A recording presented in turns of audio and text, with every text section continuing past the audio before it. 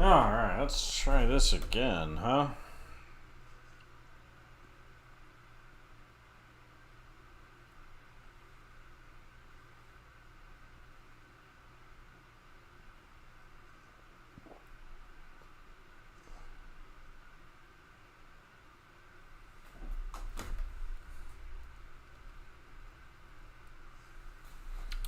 Alright, let's try that again. Whew.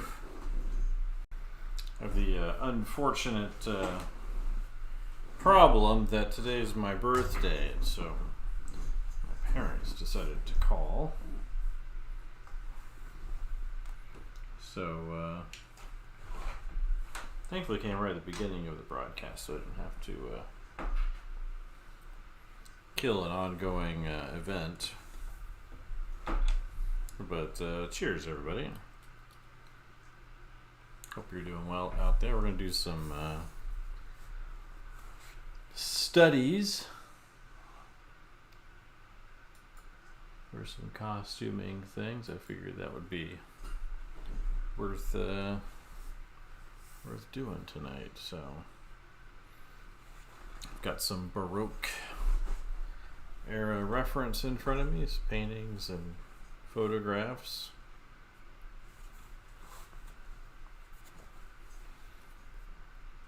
I figured that would be a good place to start.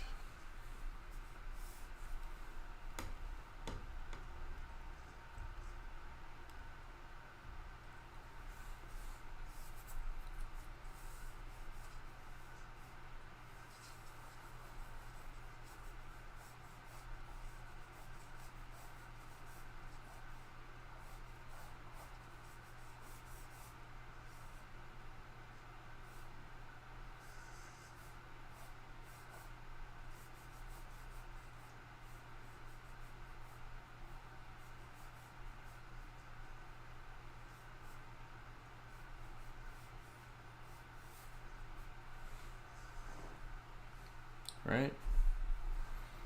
So many happy returns, y'all.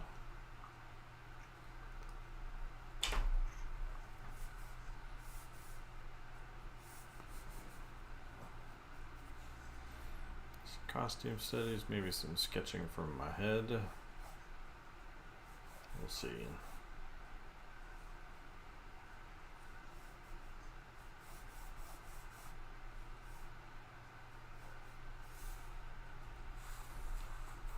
As usual, let me know if there's any questions out there.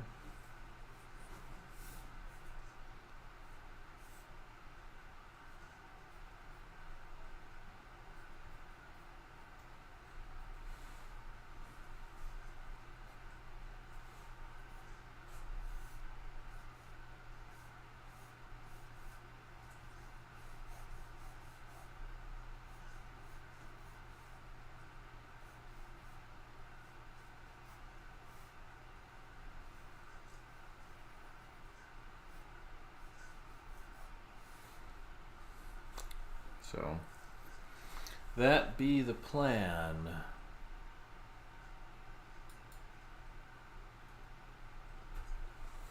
See if this is working properly.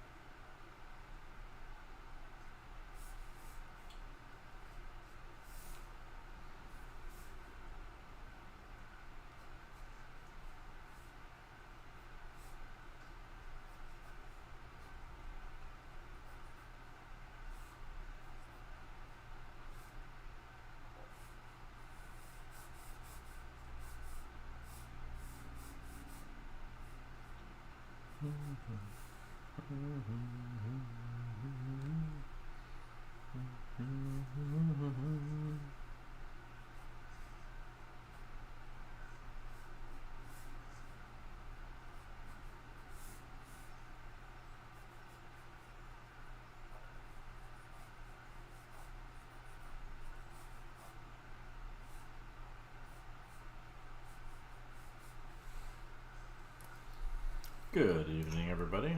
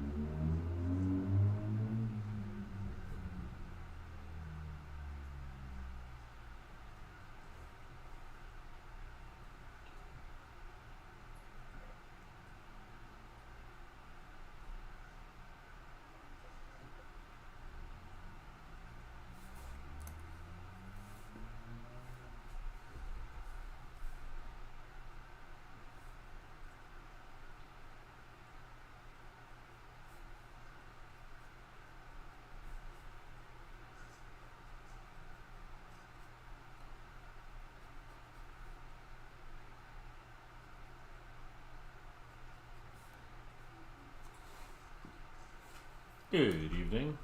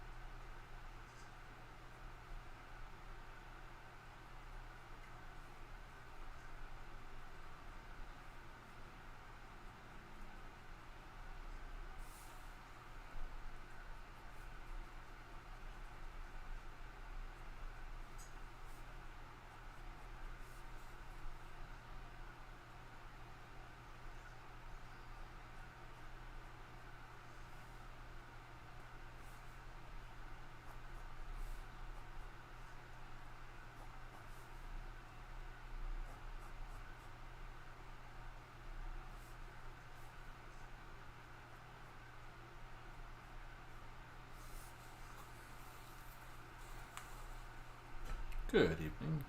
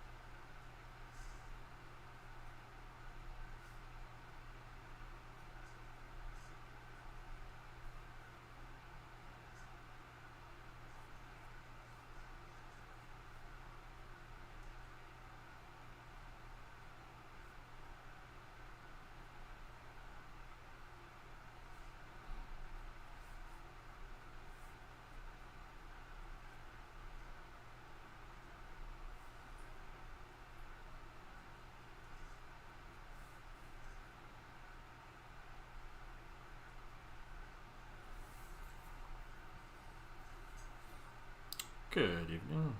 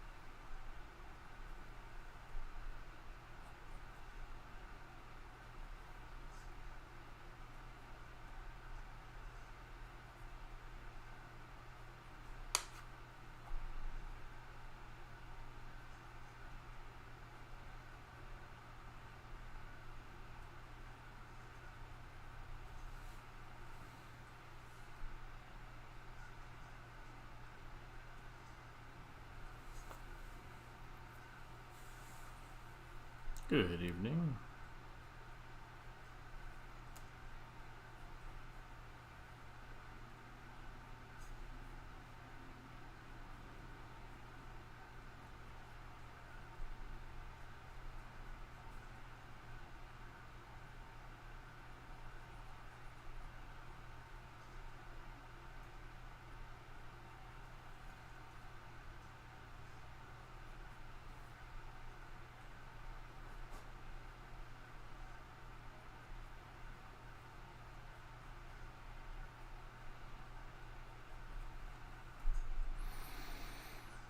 Hello, who do we got there? Asian Andy.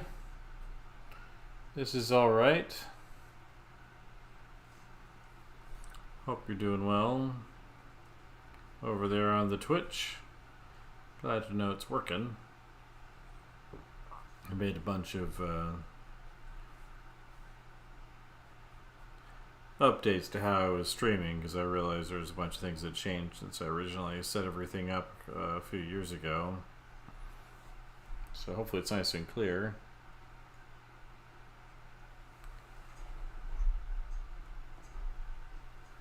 I am multi-streaming. Yeah, it's Asian Andy 55 over on Twitch.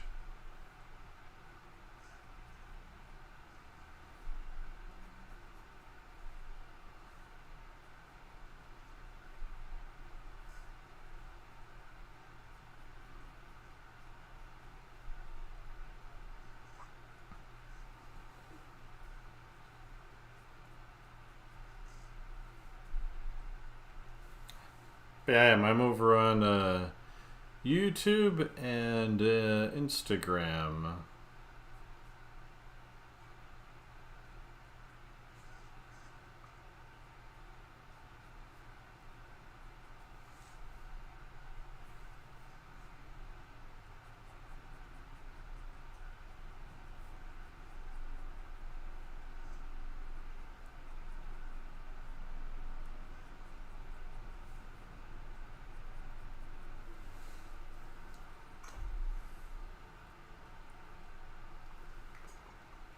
hopefully everything's nice and clearly audible.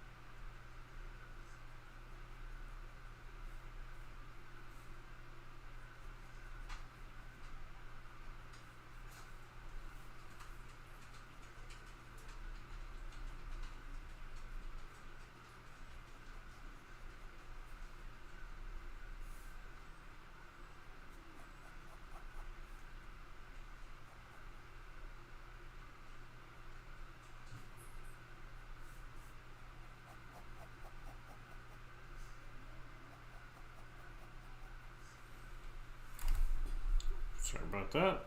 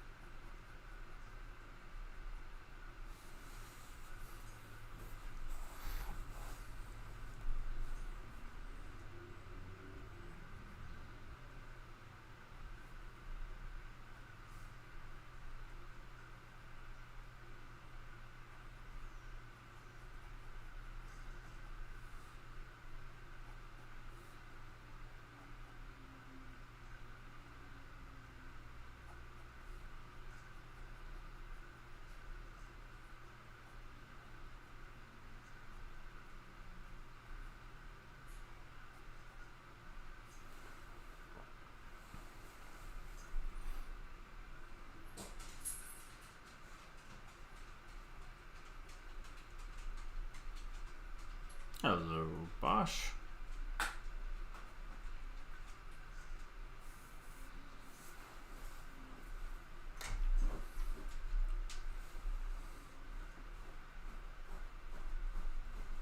Well, that's good to know. You're related to the you're inbred like the Habsburg were in Spain in the 16th century. Sketching a from a painting. Looks like around the same time as Velázquez, but I don't think it's by him if I had to guess. Yeah, the Habsburg jaw. That's what the King Philip, I think it's the fourth, was known for, and the Emperor of Spain at the time. A lot of portraits of him, but this is Margarita Teresa with their daughter Maria Antonia. Doesn't say who it's by, but it looks like same time period as Velázquez, but not probably by him if I had to guess. Just doing some costume studies, so thought it would be a good way to do a bit of a chill stream.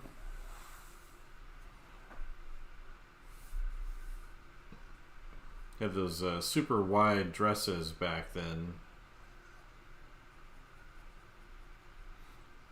Though, of course, you know, when she was posing for this portrait,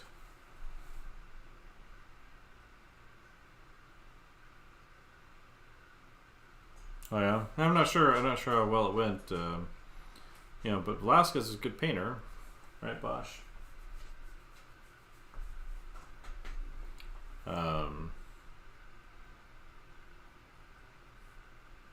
If I had to guess, you know, it's probably the bureaucracy holding it together.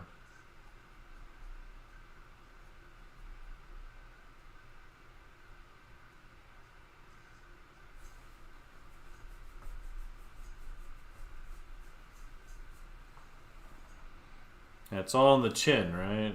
Keep that stiff upper lip.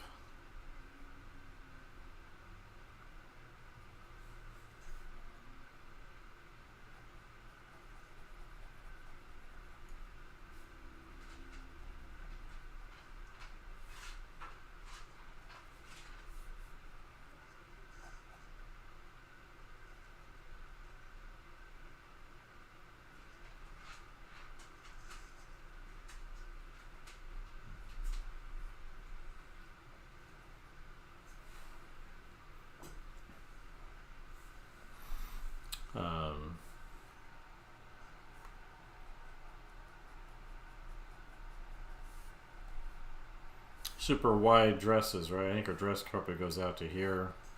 It's going outside the portrait, though, so I'm not going to draw parts that I don't see.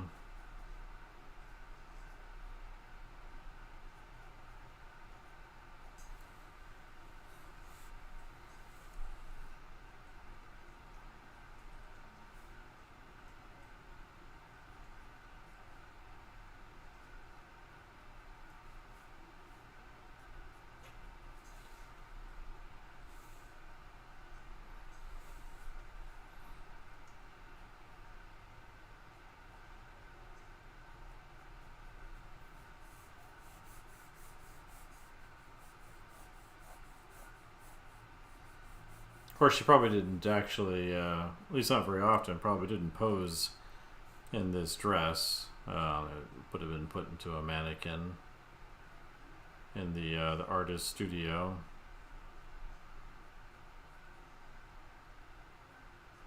I like the little pinky pointing out to the side there.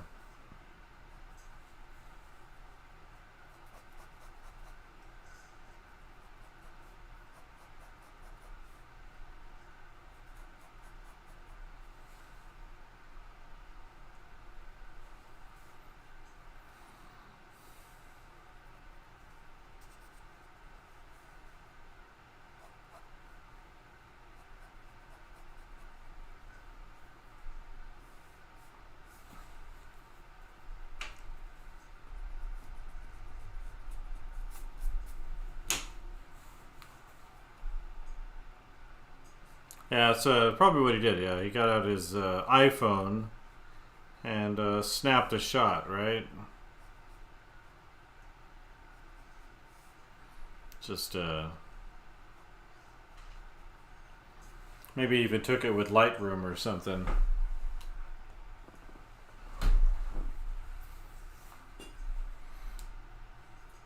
Super easy, right?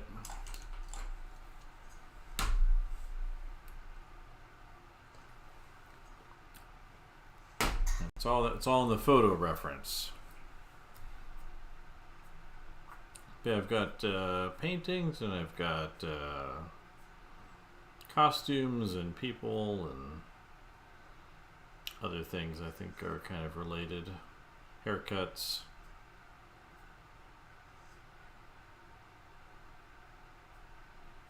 Let's see who's next here.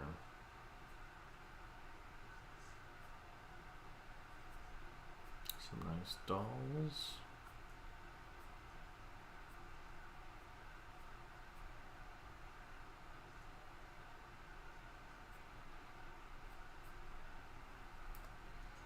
I think I've sketched that one before.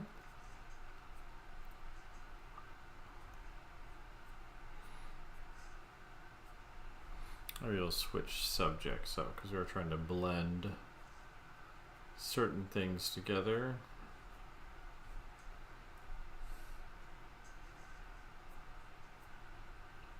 My guess is he used Pinterest or Instagram for his reference, but that's just me.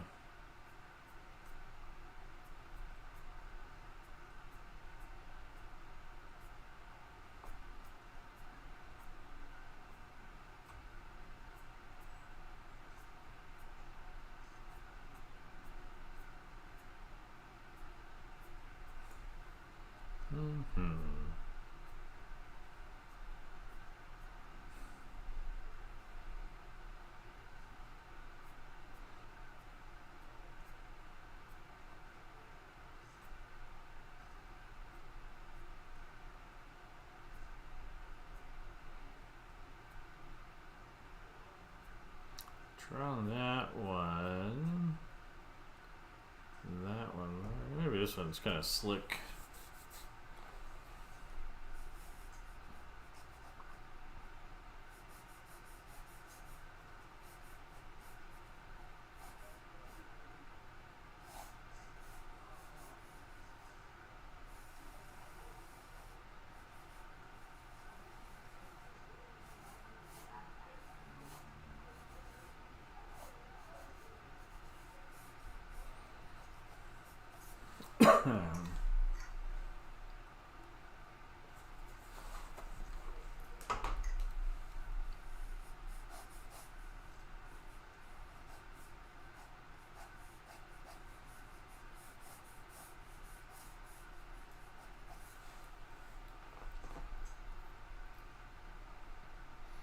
How's the stream look? Is it nice and crisp?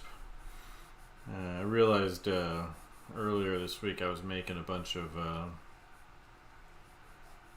mistakes. Things I'd forgotten about because I hadn't been doing this consistently for a while until recently.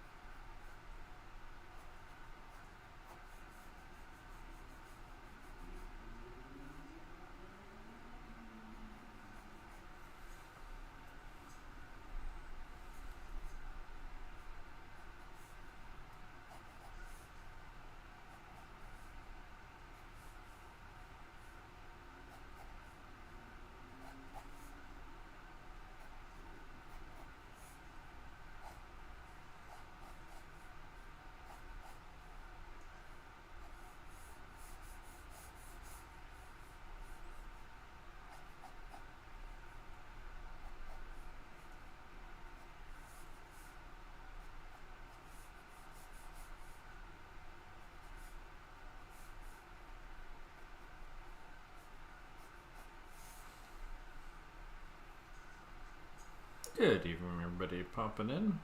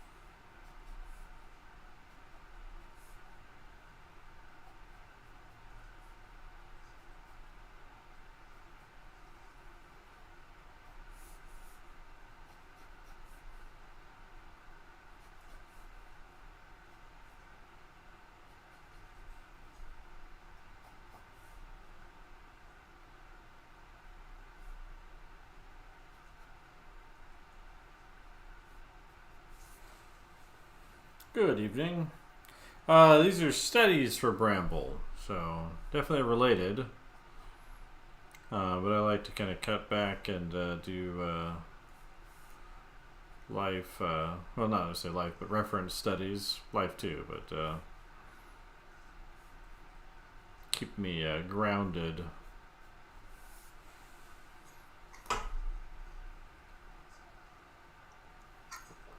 So definitely related.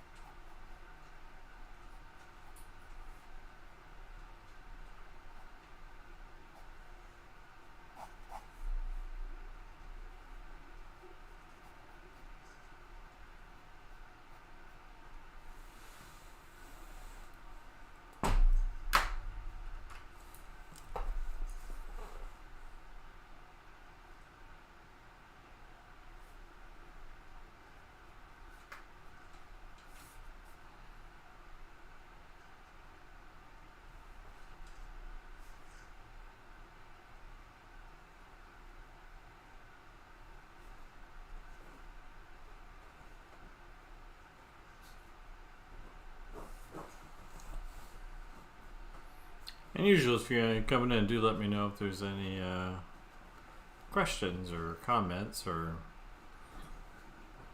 requests.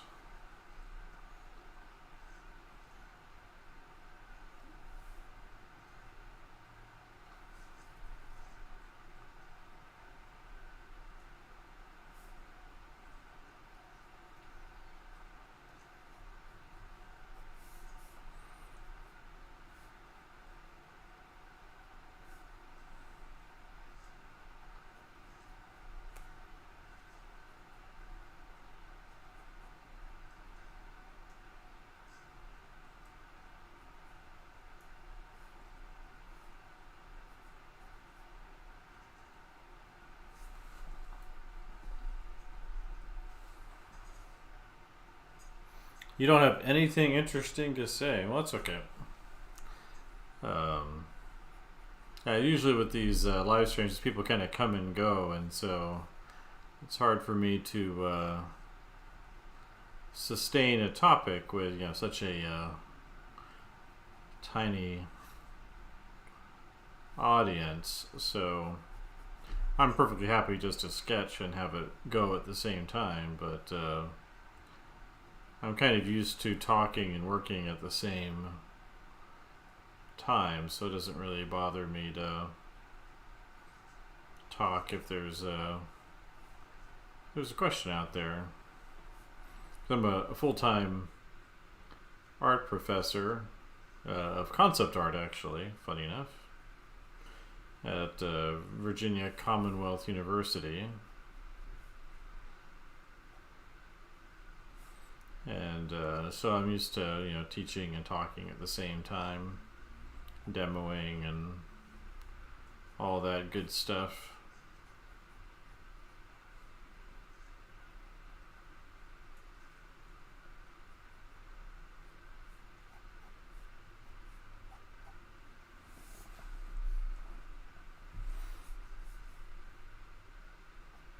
And the coming and going is especially noticeable from the Instagram side of things. So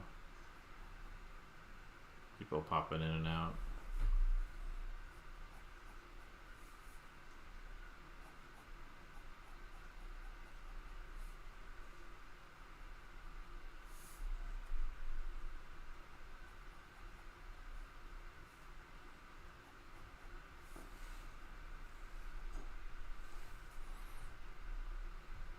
Actually, the usually larger issue for the YouTube or Twitch side of things is me remembering to look over at my screen to see if anyone's come in and said anything.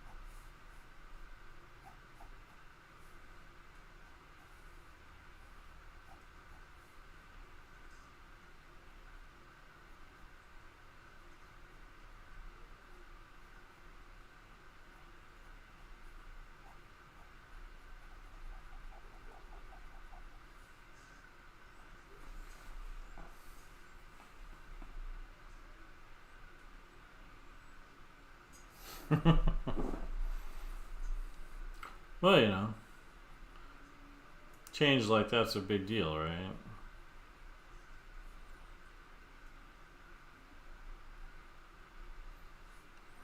I guess you can lament the coof being not as deadly as it could have been. We could be facing a new renaissance now, had it been.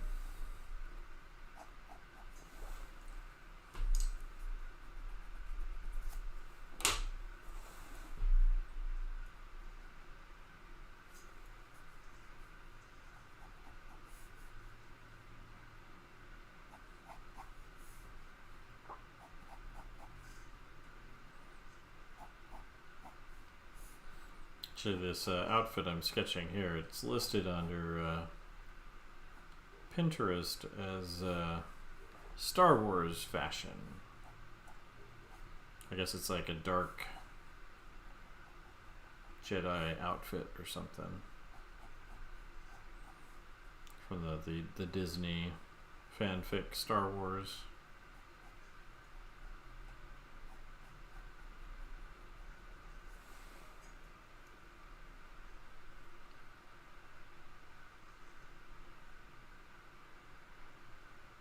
You still wear your mask indoors?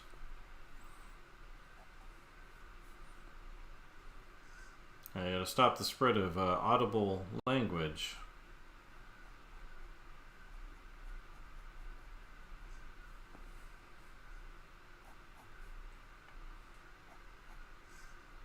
I think this last semester I only had one student that was still wearing theirs consistently.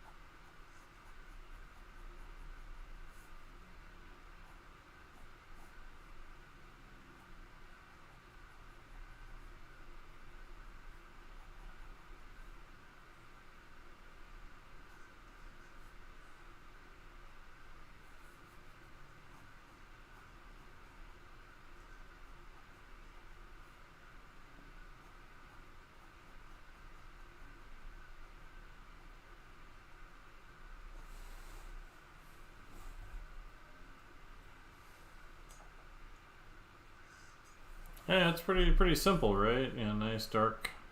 On the photograph, it's dark. Yeah, it's dark gray. I'll probably put an even tone over the whole thing once I'm got everything mapped out. I thought I'd do some reference studies here, and then draw some things out of my head, and do that this evening.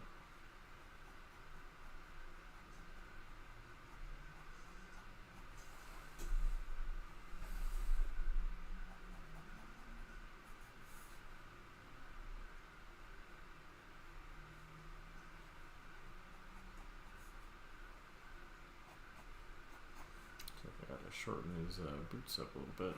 Leg's too long anyway, so. So I managed to drawing at least twice, right? With the red pencil, and then the other one, it gives you the opportunity to update things.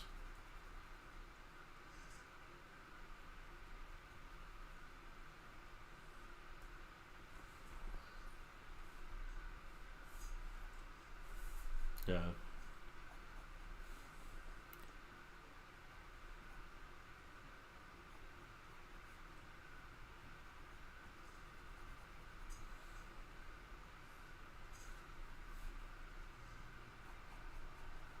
I think the outfit's based off of the newer Star Wars heroine outfit, but it's dark gray and black instead of her desert tan from her not Tatooine planet.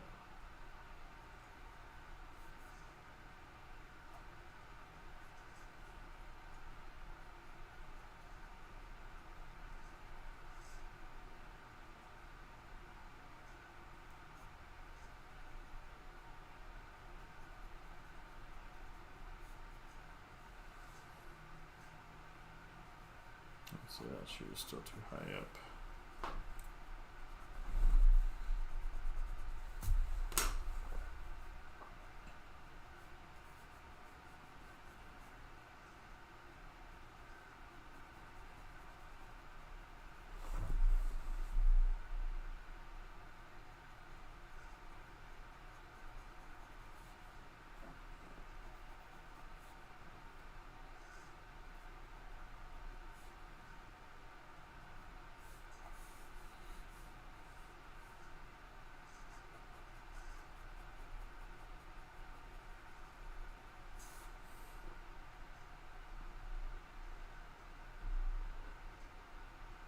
Ah, moms do be that way, right? As the kids would say.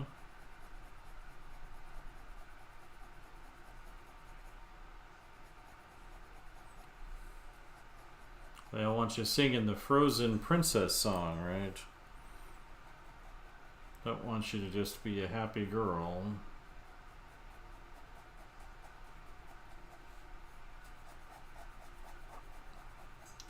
Gotta be the next HR queen.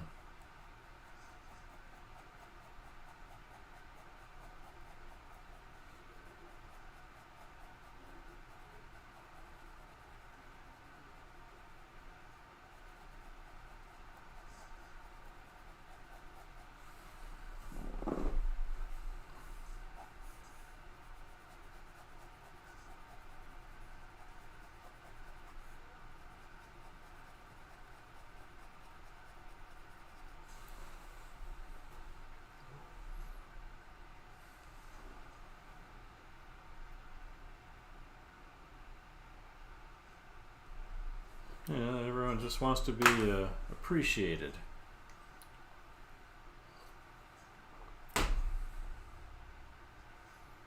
Alright, there we go. Make sure my Instagram camera's pointed at the right spot, right? That's how I'm going to be famous.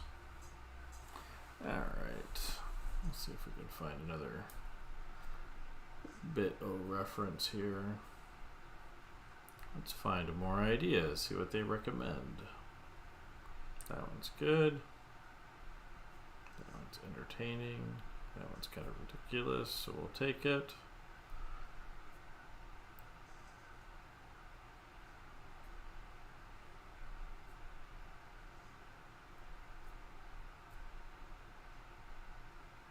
I like that one, it shows a different view.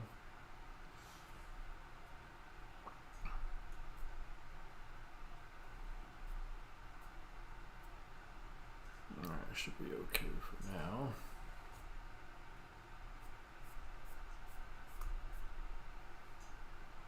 Actually, we want you.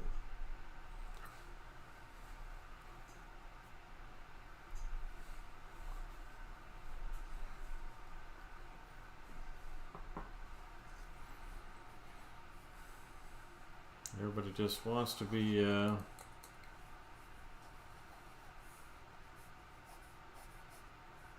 appreciate it a little bit, right?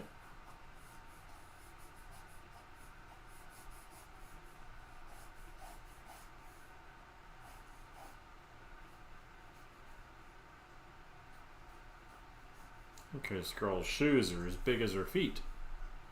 Or big as her head, rather.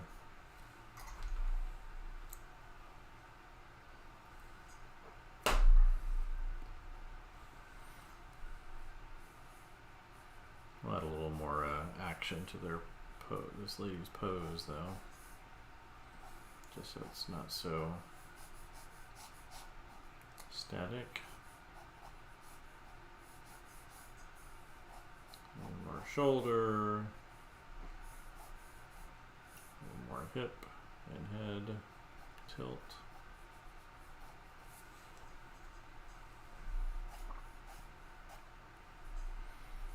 So at least she looks interested in whatever it is she's doing here. She appears to be just standing around.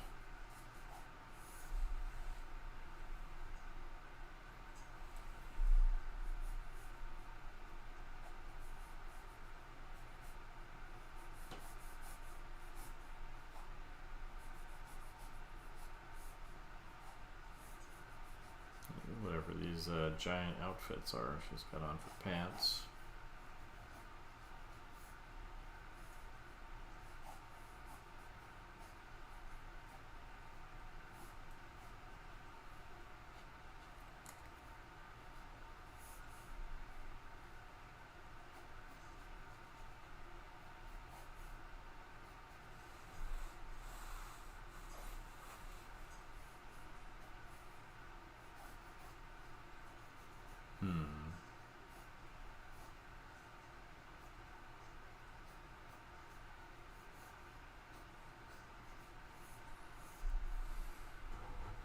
Maybe the internet knows, but I got banned off of TikTok yesterday. I have no idea why.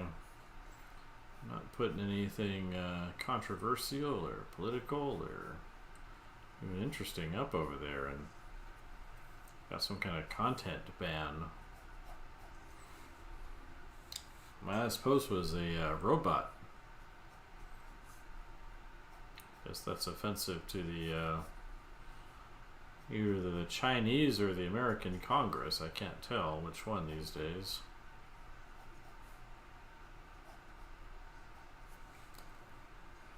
And I'm definitely not about the AI nonsense.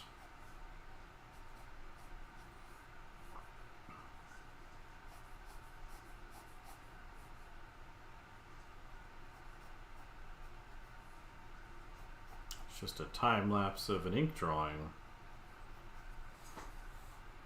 And they even confirmed the ban after I appealed it. I was like, hey, what's up? And they're like, yep, it's some kind of offensive content or something. People wonder why I don't like AI driving everything.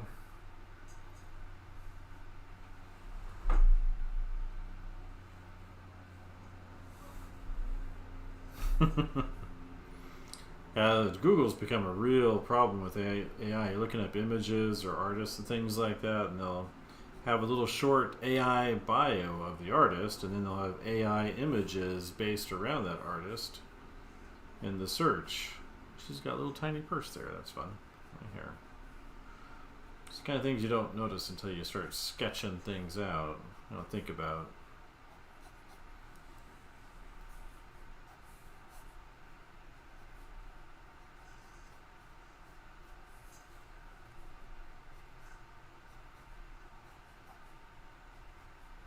But yeah, I think I had like 3 followers over there, and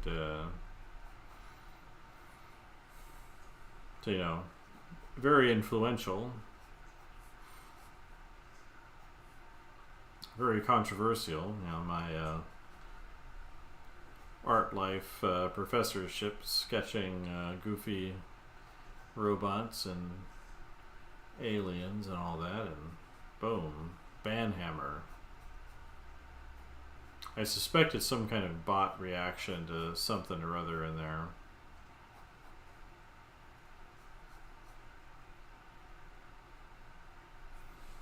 It says something about linking to third-party sites, but I've never posted any links in there. Or hashtags, and the hashtags I used are pretty boring. It's not like I put anything... yeah, sexy robots, that's what it's gotta be. They were kind of tubey based, so maybe tubes just are too much.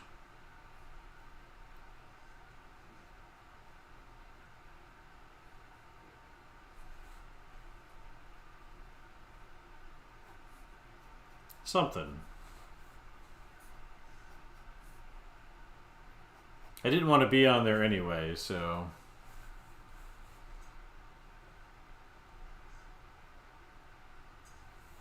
Yeah, there's a lot of tumultuous activity in tech at the moment.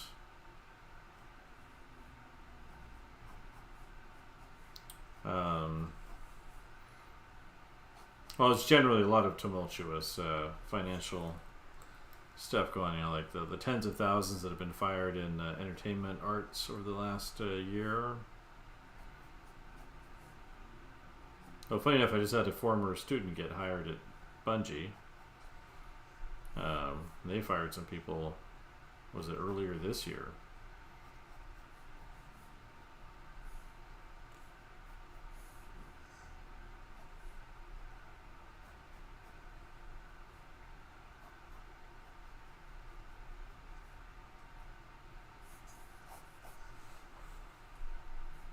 Alright, let's see.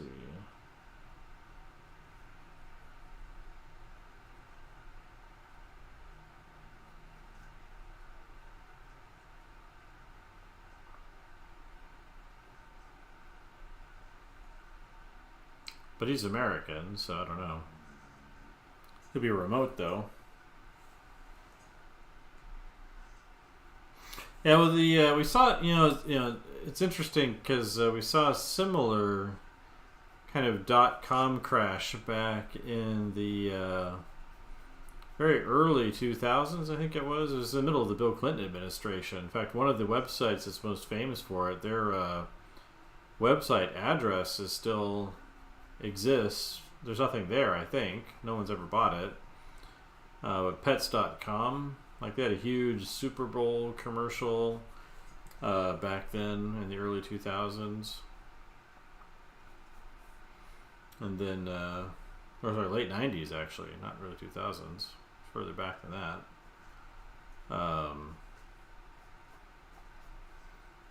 But that big tech crash that happened after the internet got kind of started. There was a bunch of venture capital that was flowing into all these businesses that weren't producing anything other than a website. So they might have had a URL and a some kind of online shop, and people were just throwing money at these sites. Should have been smart enough back then to start a website, But I was just in high school. I think we had one computer lab in my entire high school. That was pretty exciting back then. To have that. When I was in elementary school, in like kindergarten, we were using DOS, to do like fraction games on the computers that were pretty old. But yeah, we saw a huge kind of crash because of all the venture capital money kind of dried up, and suddenly everyone expected these sites to start making a profit. And if we look at the current crop of websites, ones that survived that, like Amazon did, a lot of them still haven't made profits. I don't think YouTube has ever made a profit, despite how popular and useful it is. I don't think it's ever turned a profit. And so a lot of it's kind of smoke and mirrors. And then you throw on a lot of economic and political chaos, and you got a good recipe for problems.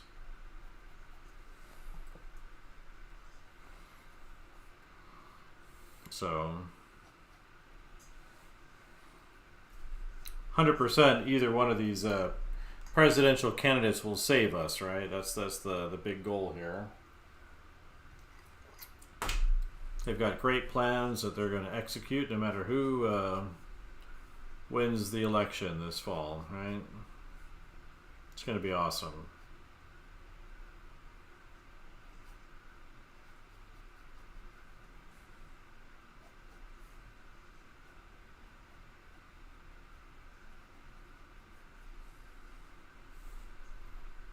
Yeah.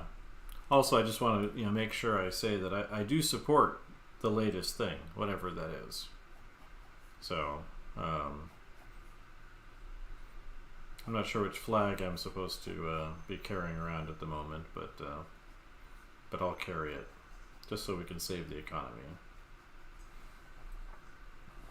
I like how big these pants are.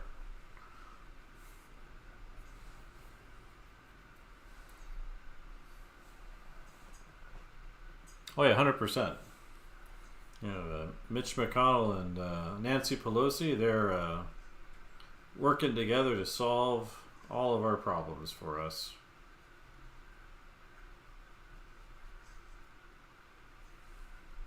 All good people, interested in the public good and sacrificing themselves for our general welfare.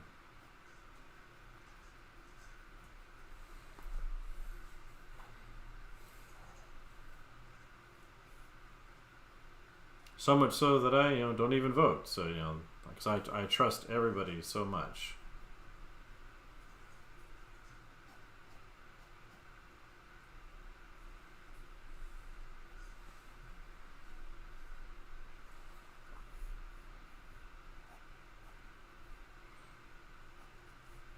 But fortunately, Bitcoin solves that, right?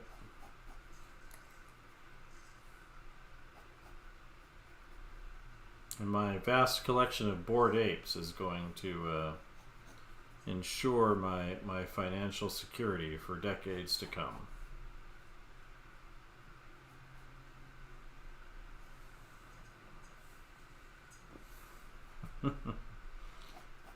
That's what the system is for, right? For me to have faith in it.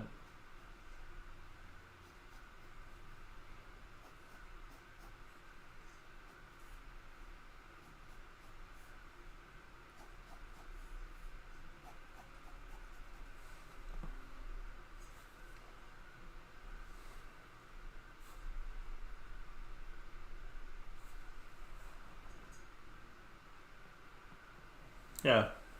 One more regulation and that will fix all of the problems. That's all it takes. It's just one more in the right spot and everything will be fixed.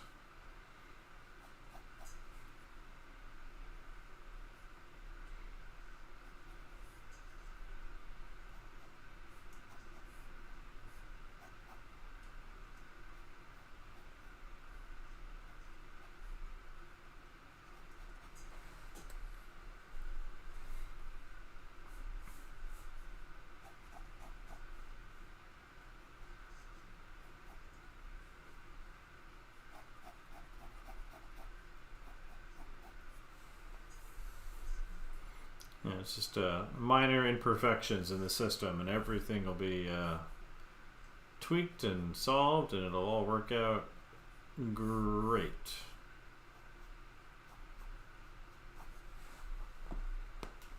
Now, these are some serious pants.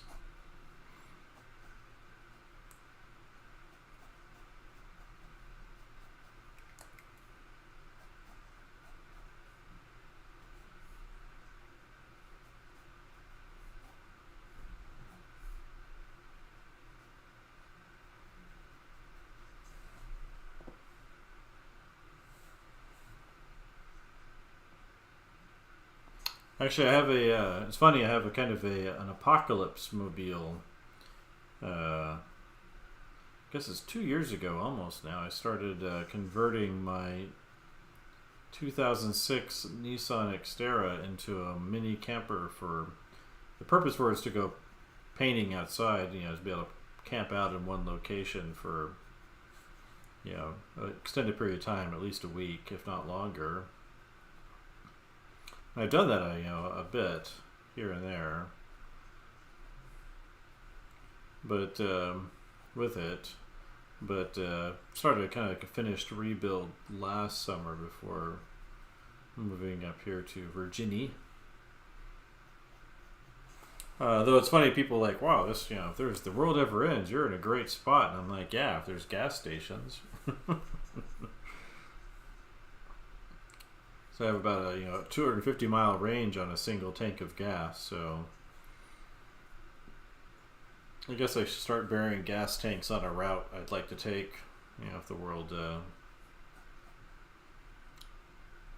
decides to go crazy. It does have solar though, so that's something. I have a little fridge, and as long as my solar panels last, I guess I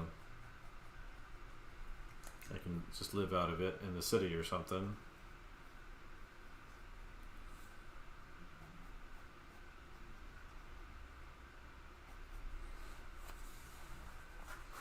So, I guess I've got that rolling for me.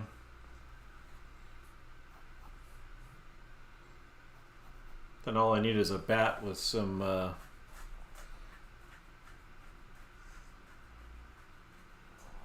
as long as I have a full fridge, I'd last at least a week. So there's that. I have a dog too, so I guess he's put on a little bit of weight, so I guess that's a good protein source in a pinch.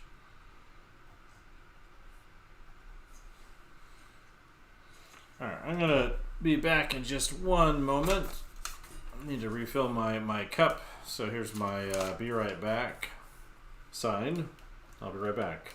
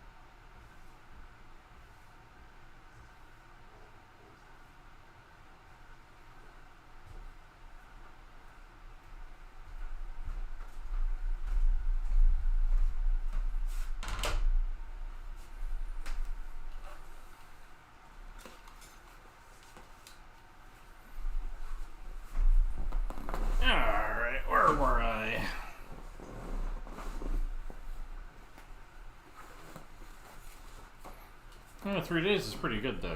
It's not the worst. I should expect more from myself as an Eagle Scout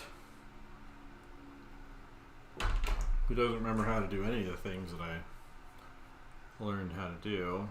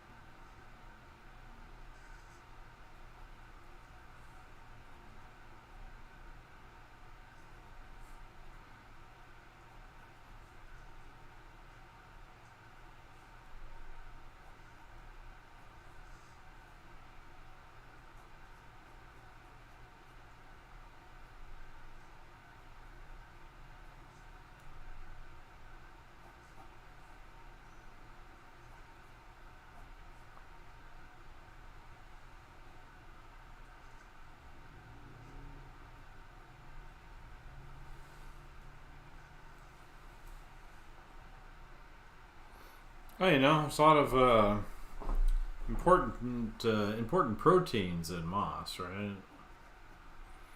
And knowledge. So moss, grows on the typically on the least sunny side of the trees and rocks. So typically on the north-facing side. So that's good information to have when you're out there in the woods, starving and hiding from ravaging mobs of starving, insane people. You can tell them you have, special knowledge, and maybe they'll let you live. I'm hoping to get by as a court artist for whatever the local warlord is. Figure it worked okay for David. So should work for me.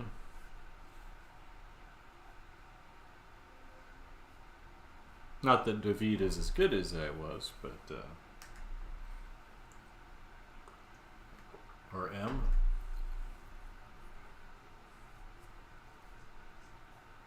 Or something.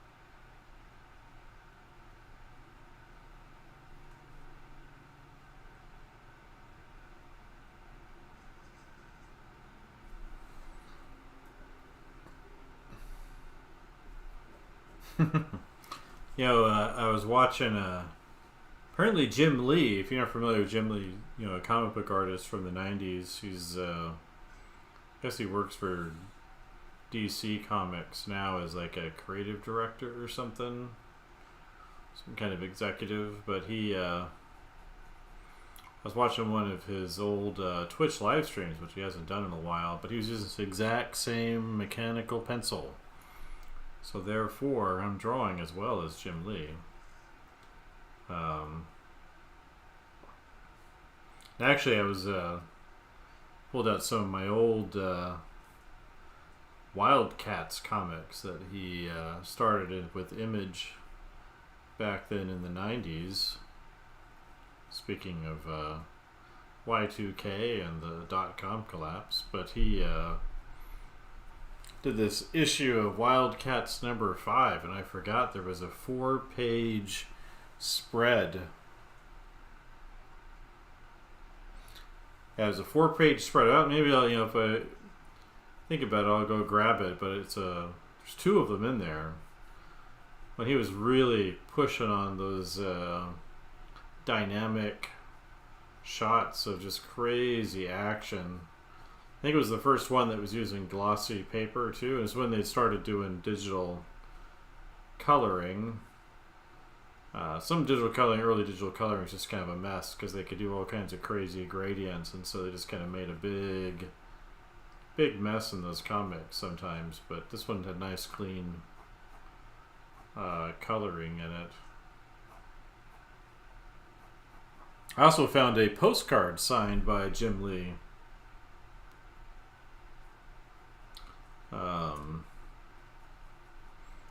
That I had in there. It was some kind of mail-in, I think, from the first or second issue or something. I wish I could remember what it was for. And I was like a sophomore or junior in high school at the time.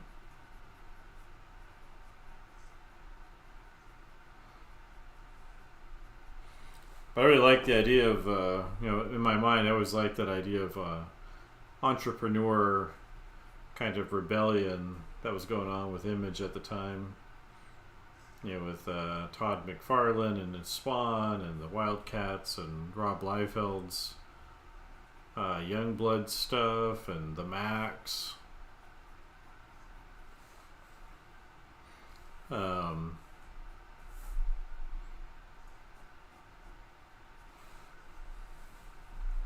But still kind of, still really enjoy that idea of people doing that kind of thing, entrepreneurial thing. It's like I was talking to my independent studies students at the university. I have a little group of 4 that I've been meeting with all semester long, kind of helping them out with their own personal development projects. And one of them, they're all of them really. They're concerned about trying to find work when they graduate in a year. Obviously, it's a big thing that's on their mind. Is what are they going to do? And I was pointing out to them that their a regular job is no guarantee at all of anything. It feels like it should be safe, but it never has been. It hasn't been since the 60s or 70s that you could work the same job for 30 years and retire, for the most part. But that they really need to have some kind of personal business plan, not just focus on employment.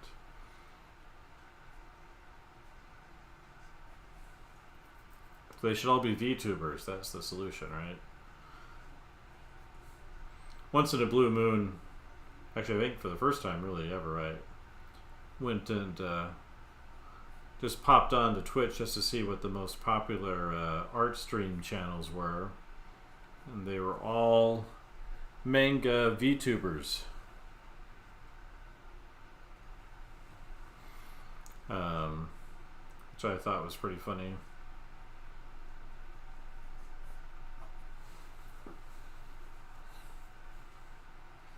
See, how's that like? Let me play with this. I put on a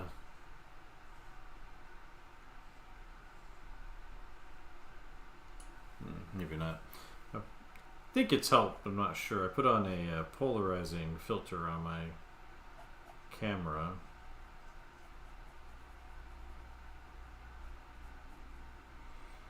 But I was just pointing out to them that they really need to about that,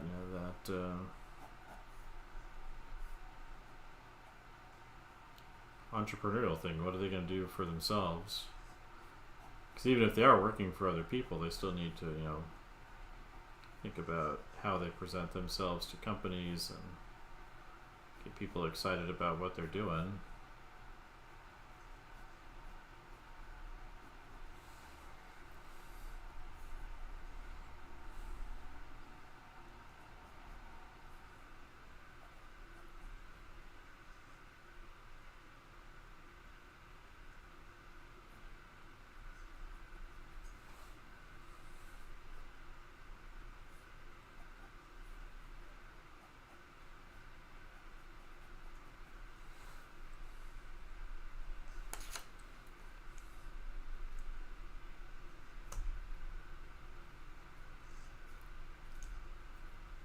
if camera's doing okay over there.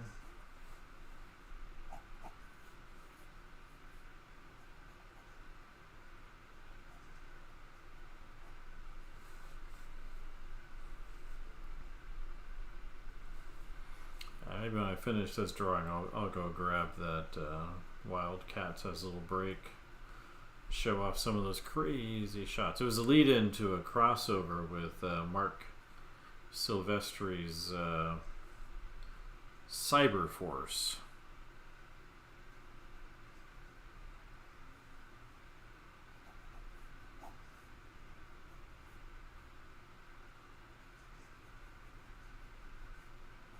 They were all doing different kinds of crossovers in those early days, cross-promoting each other with bringing their characters across and all of that.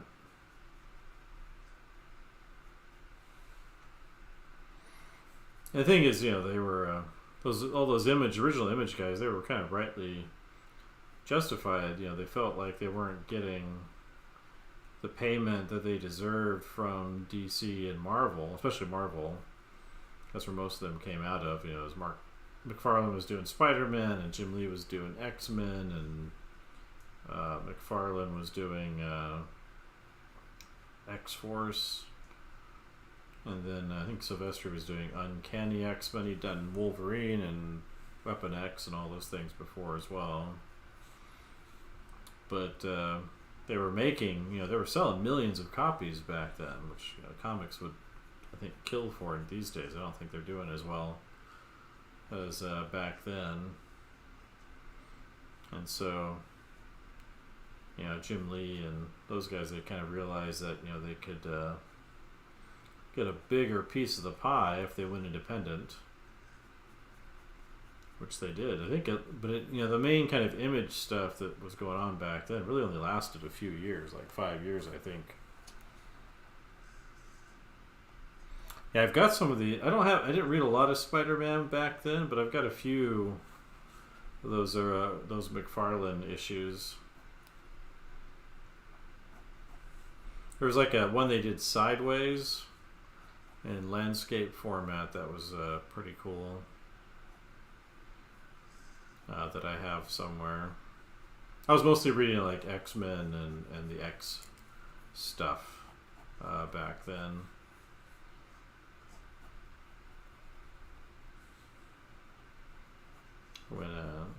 So I've got like my first comic book was X-Men #1.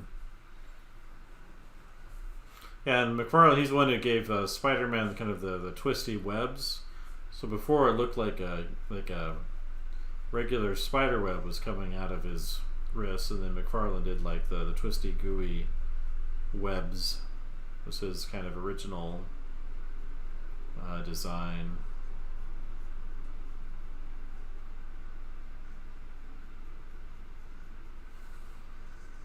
I mean, I only had so much money from my less than minimum wage grocery store job back then, so I could only afford so many comics.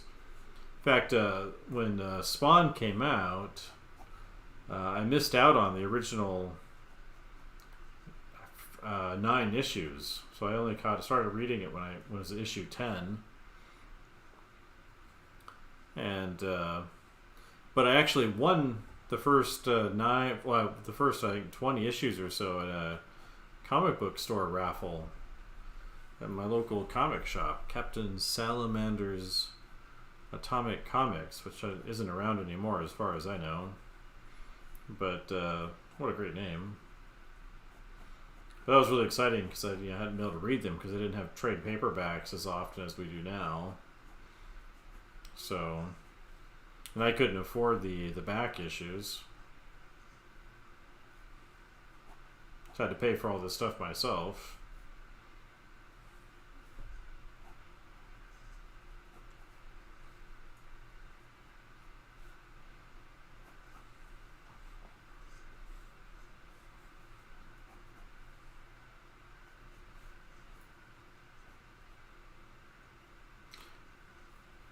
But it's interesting, ever since the whole Image thing went down, I don't think Marvel's really ever promoted their artists like they did back then. So they kind of got burned. They felt they were burned by these artists that they felt like betrayed them. But they did bring back all of the Image guys to do kind of this Marvel reboot. Like Jim Lee did the Fantastic Four, and there's, of course, the infamous Rob Liefeld Captain America giant chest thing, as he was doing Captain America. Though, what's his face? McFarlane never went back. Like, he started that toy company. I actually have a very early McFarlane toy, which was a Spawn pirate. I've got around somewhere around here.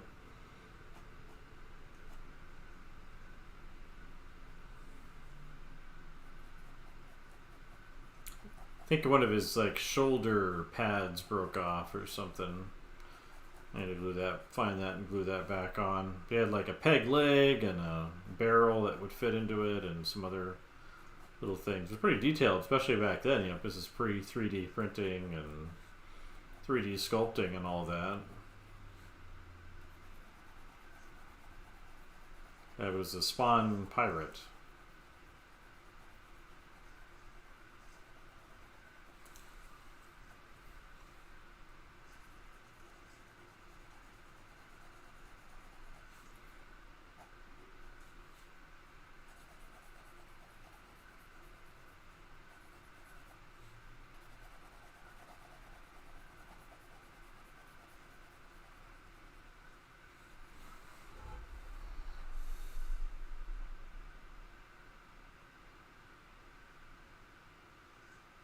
Yeah, my thing, the Walking Dead, and actually Kirkland's stuff in general. There's something weird about how he writes. Like, I like his characters and the stories, but his characters are always explaining their feelings to each other. It's a little bit weird. Like, it feels really unnatural. I appreciate that, Sal Galileo.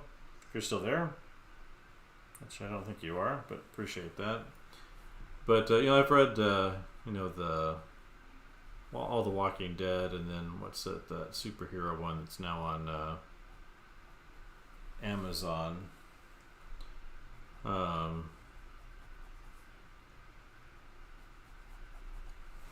But yeah,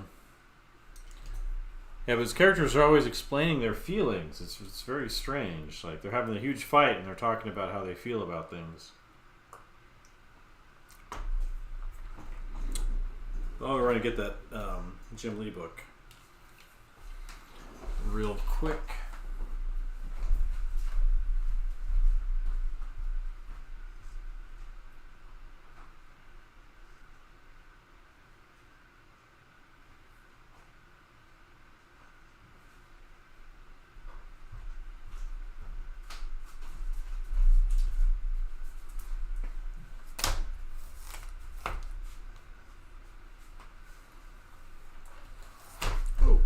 Down.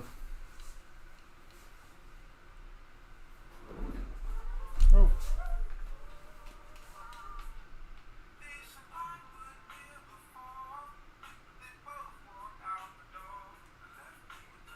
Wrong button. Why is it playing music out loud?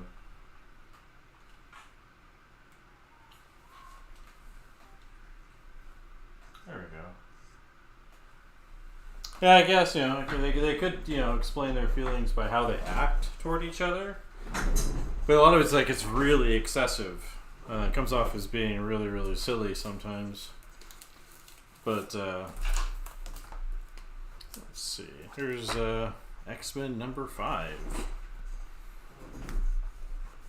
Well, yeah, it's a pretty cool little, you know, cover.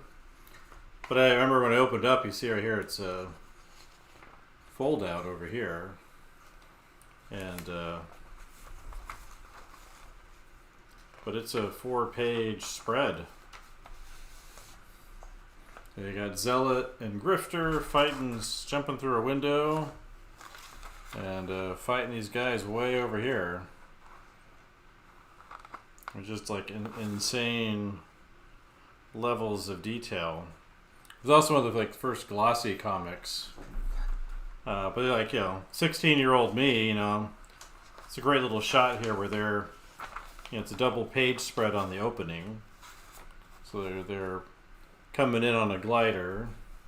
There's Grifter and Zealot, and there's the guys that are going to attack, and then they jump in through this window, and then boom. Sound effects, they're flying through, everything's popping. Yeah, so it was, like I'd never even, imagined something like that before. Of course, the next page you got, 3 pages in a row of them sneaking around inside this base, and then there's one more of these in the back. I think it's a double page spread right there. Well, 2 pages together, and then another. It's the same kind of composition, but kind of in reverse. It's these two in a fight with each other, and then stretching all the way over to there with some extra panels on the side. Apparently these 2 used to be an item, but I mean, it's just kind of insane. It's like right there, this giant spread. And the thing is, like when he's drawing these are all 11 by 17 sheets. It's 4 11 by 17 sheets, so it's 44 by 17 inches. So it's 4 feet by 1.5 feet almost. Yeah, so it's pretty intense. I remember popping this open and being completely blown away by it. And then, a nice little double page final spread right there. It's funny though, he has like these little letters at the beginning of it because all of his comics were late. And so he's always explaining why he was running behind in these pages. Like, I guess he was having a kid just as he was starting Image Comics or starting Wildcats. But yeah, that was kind of insane. I'd never seen anything quite like that before. And that's the kind of thing that gets people talking. Because like, he's really pushing his art back then. He's done some cool stuff, since then. Like with DC, he had a Batman series that he did. But that was definitely something. And that was part 1 of a crossover mini-series he was doing with Mark Silvestri's Cyberforce stuff back then. Alright, let's start filling in some of these gaps with some imagination.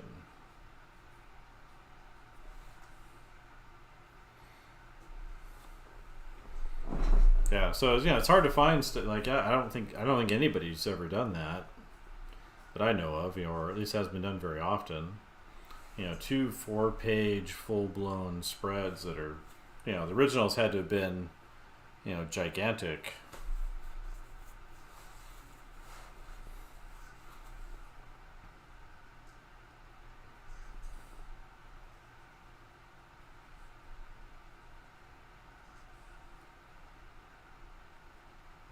But I completely forgotten that was there. I was just like, I pulled these out of a box I hadn't read in in probably 20 years. And I was just kind of rereading through some of these to look at them. So I've been trying to improve certain qualities in my own work. And I completely forgotten there was that gigantic 4-page spread in that comic book. And I suddenly was remembering as a teenager, probably looking back at that like again and again and again, just because it was so insane.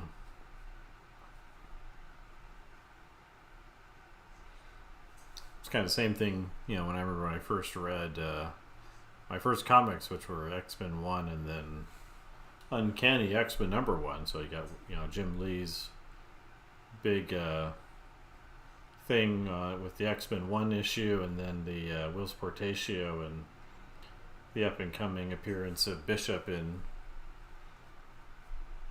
the issue right after that one. There was a lot going on back then.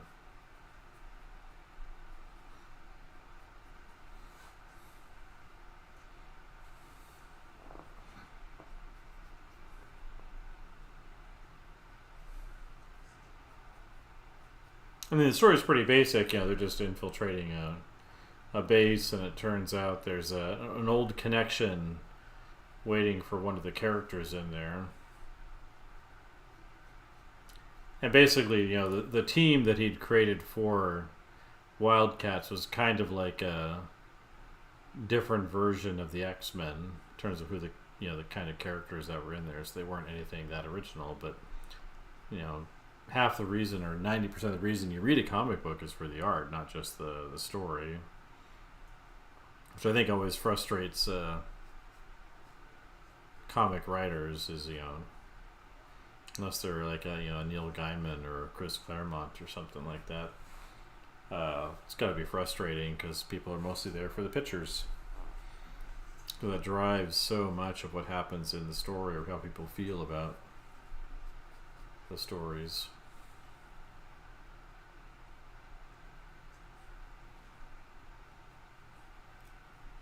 No matter how good the writer is. It's like putting Audrey Hepburn in a movie. It almost doesn't matter how good the movie is if she's in it. Not that she can be in movies anymore, but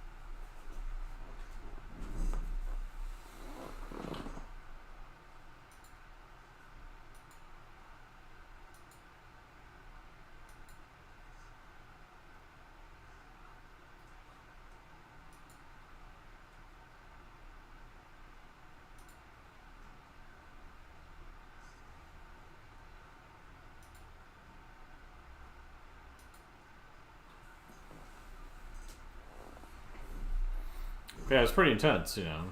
High school me checking that out, and just like, whoa, it's like you can do this with pictures. If I'd had the internet back then, the way we have it now, be able to learn all the techniques and the skills they had back then, I might have been on a different direction.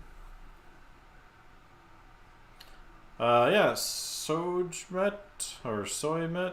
I'm not sure how to say your name there. Yeah, so I'm kind of drawing some sketches from reference, and now I'm going to do some from my head. Kind of fill out the page, but I'm trying to fill my head with real things from real reference. It's better yet if I could shoot it myself, but I don't always have that opportunity to do so. I kind of take what I've kind of been looking at here and maybe start mixing it up a little bit.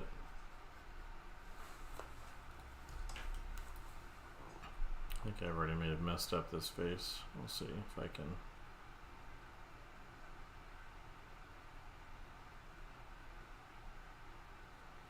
I just need to scoot this nose over a little bit.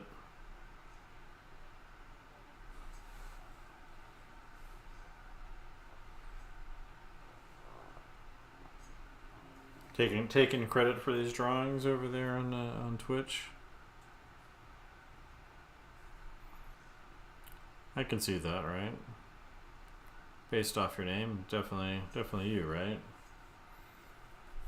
I mean, technically speaking, I didn't really draw her as well as I should have, but this girl over here is Asian, so it's basically the same thing, right? Something.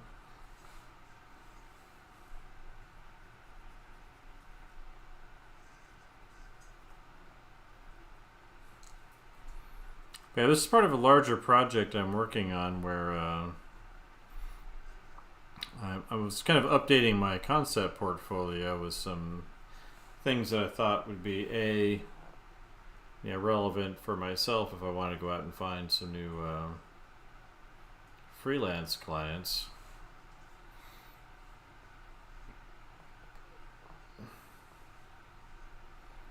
That's true, you know. That's the postmodern approach, right? Whatever I say is real is real.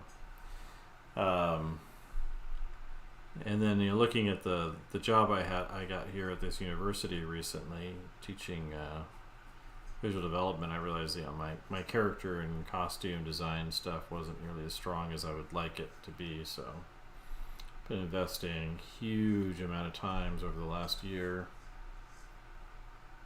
Yeah, so most of this I'm drawing these from reference. So this is from a painting, and the other ones over here are from photographs. This one's from my head up here. So I'm trying to take what I've done and draw from it. Depending on the languages you speak, I might speak one of them. Jego kalbi letuviškai, aš galiu šnekėti su tavim, ili по-русски сможем говорить также. Danghai hoi gong Guangdonghua Xiu but mostly English. So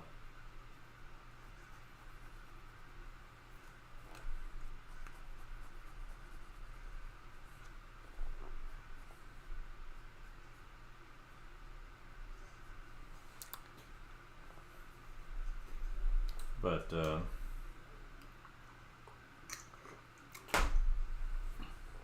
take what we can get, right?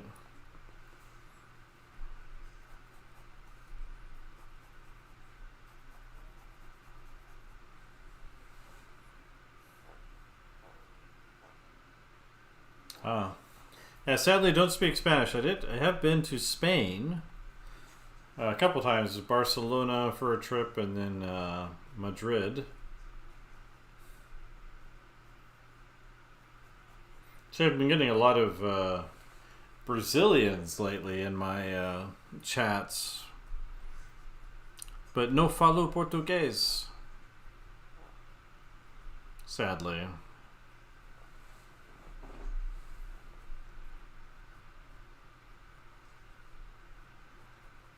Yeah, so I'm working on upgrading the skills, and then I've also been thinking about doing some kind of art book, but at the same time as I've been thinking about the art book and working on the concept project, I've been thinking about a story and may end up doing a graphic novel, at least partially.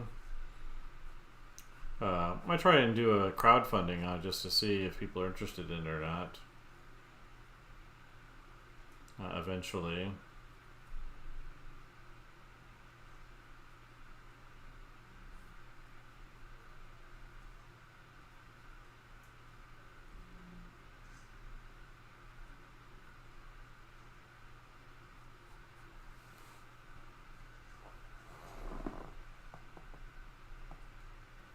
Favela represent. Yeah, I wouldn't mind speaking Spanish. I just don't have time right now. Maybe once I finish my Xterra camper project, I can look into a new language or something.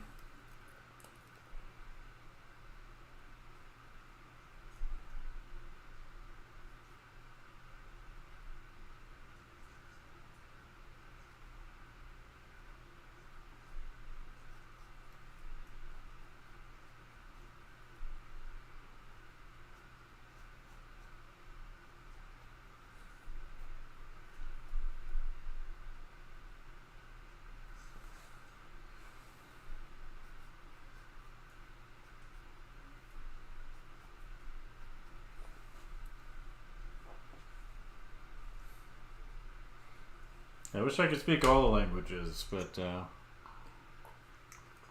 seems I only have one life to live.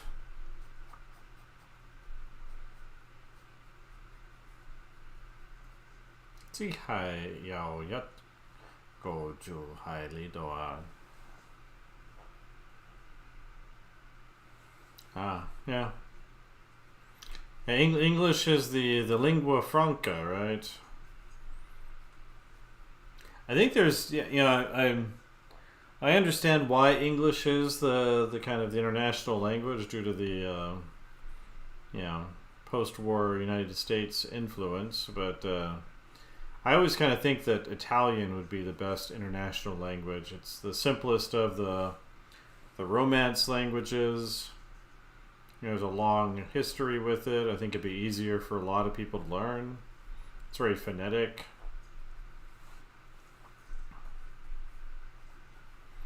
I studied Spanish a little bit, but Italian also when I was in those countries, because I try to go for an extended period of time. But I think Italian would be the best international language. There is actually a fake international language that linguists invented in the early 20th century called Esperanto. It's supposed to be kind of a mix of different languages to make everything easier, but no one ever cared about it other than linguists. So I think that's what Lilu is speaking in The Fifth Element. I'm not sure though. To recognize, some of like the German words she uses and some of the other phrases she uses are from like different languages. I should probably look it up sometime, find out if that's true or not, but that's always been my assumption, is that she was speaking Esperanto.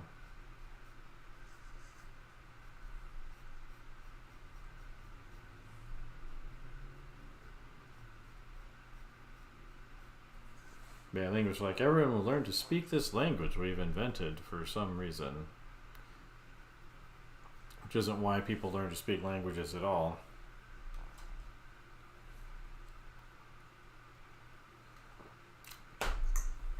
I just know it's a thing that exists.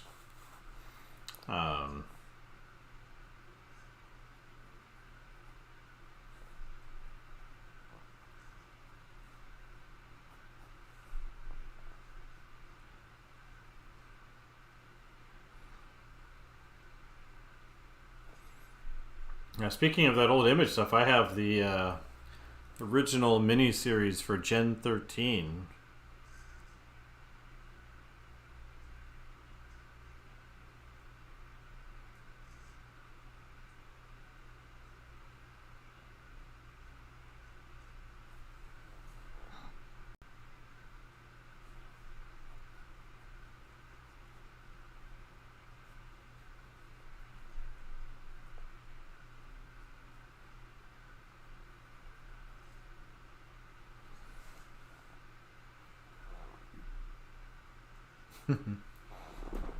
Communicate in Pigeon.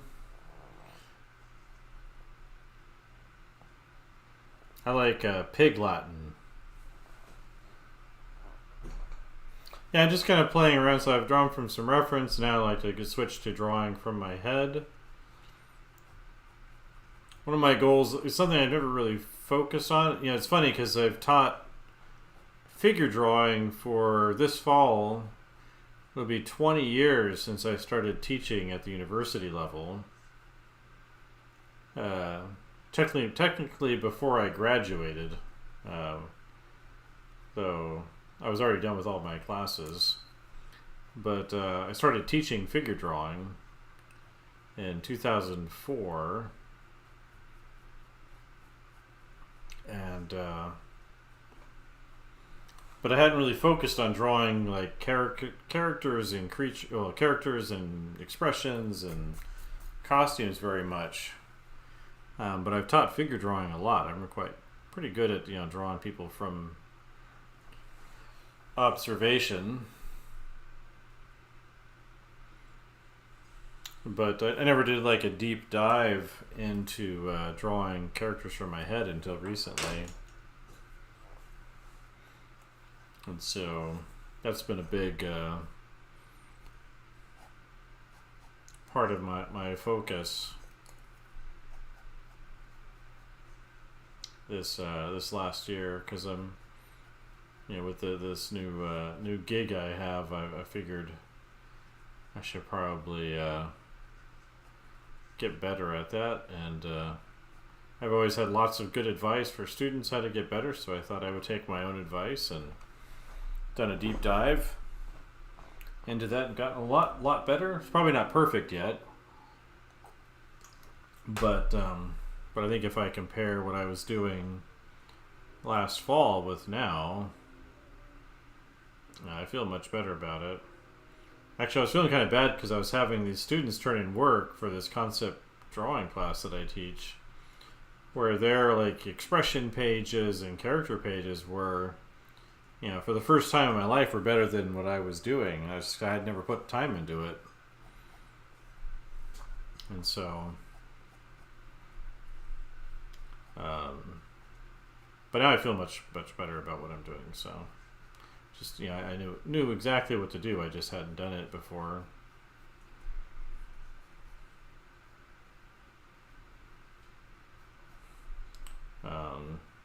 It still needs to improve, but to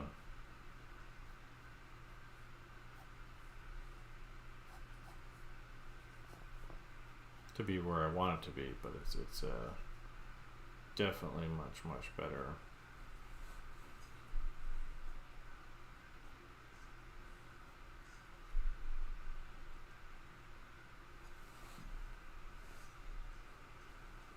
Yeah, that's one of the things that is really great about teaching is when you have to show someone else how to do things. You learn how to do it really well. In fact, it's led me to learn things that I didn't really understand that well. When I went to grad school, like I could have taken this amazing perspective class from this very popular, knowledgeable instructor, and he's since passed away, Patrick Connors. I took a composition class from another different really great instructor at the time, but I was teaching a drawing for illustration class one summer, and we were doing some perspective stuff, and I thought I had a decent understanding of perspective, and then a student asked me why we were doing something.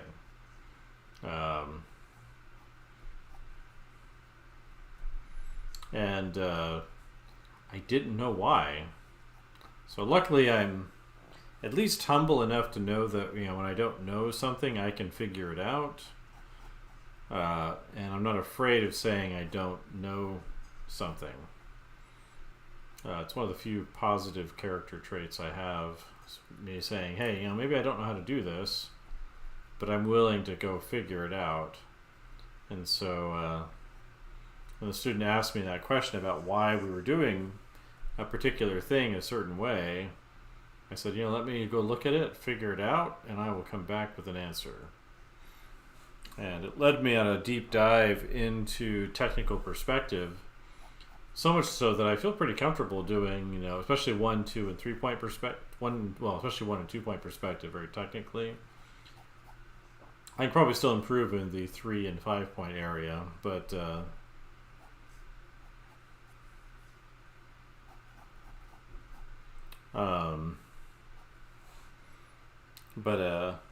because of that question and my openness to learning, it's definitely a subject I understand really, really well.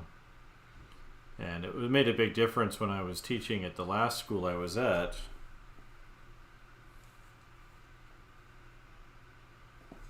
Yeah, there's a lot to learn when you're teaching, because someone asks you why, and if you don't have an answer, there's teachers who will, they just don't care about the answer, and they'll just tell you to leave them alone. I never really had those kinds of teachers myself.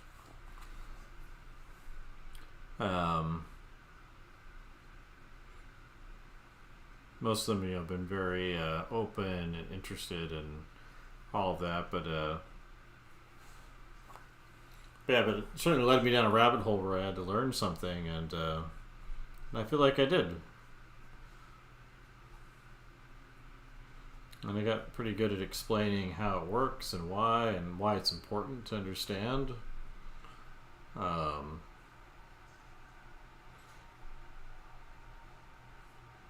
So I always appreciate student questions because of that, because it's helped me learn what's going on and how to talk about things better. And I'm still improving, especially at explaining things. But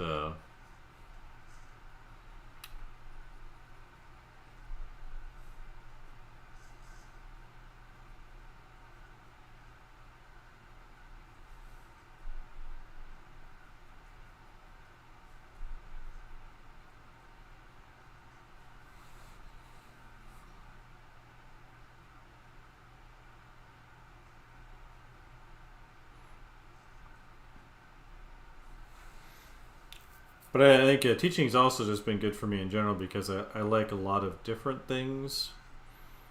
So like if you look at our Instagram, you'll see, a lot of 2D stuff, computer stuff, pencil drawing, ink drawing, 3D stuff. And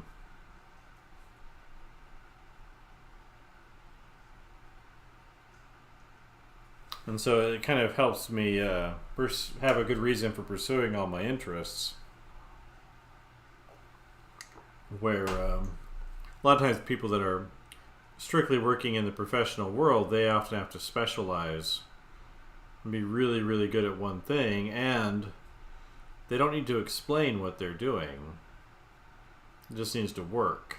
So I've definitely known, a lot of artists and professionals over the years that, they do amazing things, but they can't explain what they're doing at all to anybody. Especially if they're super right-brained or left-handed. Getting them to explain what they're doing is like pulling blood from a stone. They have no idea what's going on when they're working. They just do it, which is where most students should get to. They shouldn't have to explain everything you're doing necessarily. But if you're teaching, you do. I always. Since we had a discussion with a fellow faculty member recently, and he seemed to think that you don't have to know how to do everything in the class you're teaching. And my thought and response is always, the first rule of teaching is know thy shit. Things are going to change, things are going to update, and it's important for the teachers to stay on top of those things. And if you're not willing to, unless it's like a portfolio class and every student's doing something different. But even then, I think you should still figure out what's going on at some kind of basic level. In fact, I've been doing a bunch of digital pieces recently in Clip Studio Paint because I've just seen so many students be into that program. And I just never used it before. I started off using Corel Painter. And then learn Photoshop to paint with. And of course, I've got most of the traditional media down pretty well, but I hadn't really used Clip Studio before. But I just saw so many of my students using it. In my class, I was kind of keeping it application. I call it application agnostic, so students could use digital, traditional, whatever they wanted to for this year. And I wanted to kind of see, partially just because I wanted to see what they were doing. What are the kids into these days? Where are their interests? What do they want to use, and why? And so I thought I would let them use that. And then I've done 3 illustrations with using Clip Studio just so I could see how it works. And I haven't covered everything in it, but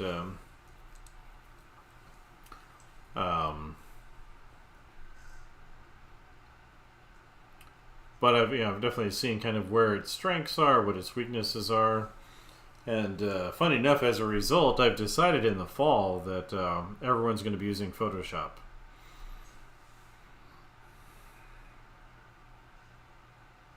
Yeah, I've definitely, especially with AI becoming more of a plague on everything, I've been looking more and more at traditional media. Yeah, AI prompts. Yeah, ugh. Should I switch to is this my blue pencil? Yeah.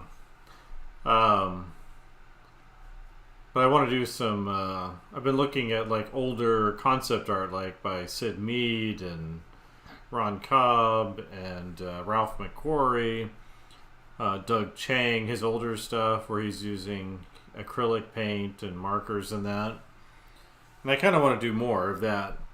But I think in the fall I'm going to require Photoshop, because what I want to do with my students is, and it's something I've kind of been working out over the last few years of teaching, but have them produce some kind of actual product. So one of the ways I changed my teaching was having students submit everything as PDFs to make it easier for me to print out their work and show it. So I've got like a whole room of student work.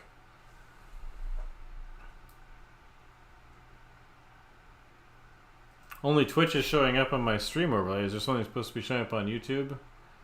Let me try. Well, I'm talking to somebody over on Instagram, if that helps. Let me just refresh the YouTube and let me see if anyone's been hitting me up over there. So I don't want to miss anybody. So I'm talking to somebody over on Instagram, and that one I know doesn't show up. So I'm not worried about that one. Let me just pop over here to the live feed on YouTube's browser. And let's see what's going on.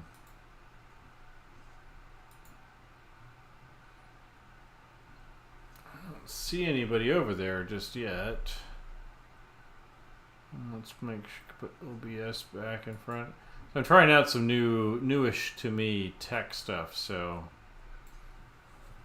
I'll try to repeat the questions when there's a question, just to make sure nobody's missing out on anything. But what I'm thinking is kind of showing, I want to, learn some new things myself, so learning InDesign. And what I want to, so I was having to do PDFs as a way of kind of organizing their stuff so it's easier to print out, and it kind of gives them a document that shows all their process, and it kind of becomes their textbook is the processes they go through in the class, because I put together a pretty thorough online version of the class. Even though it's taught all in person, I record everything and put it up for them to have access to. Because I'm that cool, I guess, or something. But I'm thinking in the fall, and I need to learn this myself, but I want to learn InDesign, and then have them actually make an art book using InDesign with their projects during the semester, because we do a whole world building thing with them, and that way I have them kind of compile everything into one book at the end. And that way they could, do a self-published single edition or something at the end of the semester or after the school year's out for themselves. That would be even better than just a single image. And also I could use it for the department to say, hey, I've got this really great art book by this student. Let's print out a copy of this and a copy of that. And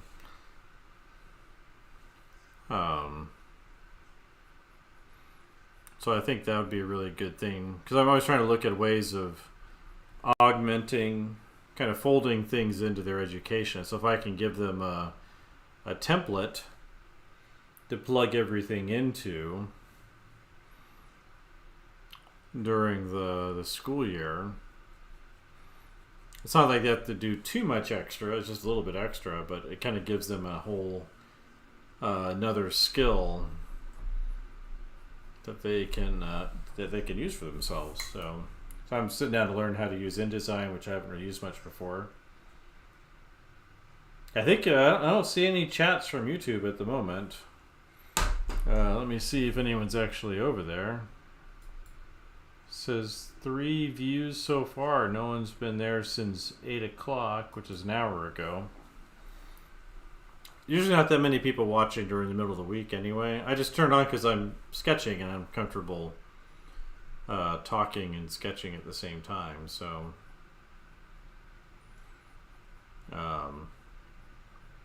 so it's all set up, so I might as well turn it on. Yeah, I haven't really used it much before. It seems like it's pretty similar to Illustrator. I just have to sit down and play with it. So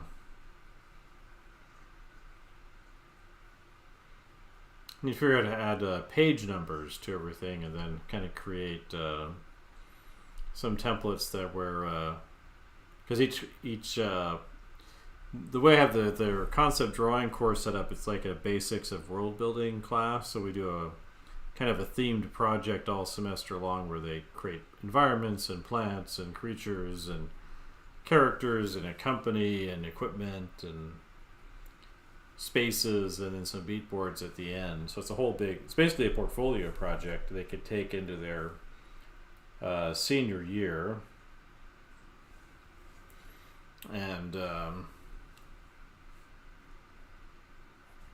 we just focus on the drawing, but they could take everything they've done and do a painting of things. Some of the students are taking it into their 3D ZBrush class, and they're using the turnarounds and the references they've created in this class, in my class, into 3D models, which I think is really great. But it would be nice about the book thing too is they could publish that or print a copy and take it with them to like Lightbox or a comic book convention and show it to recruiters. So, but I'm always looking for things like that I can do that kind of amplify what they have.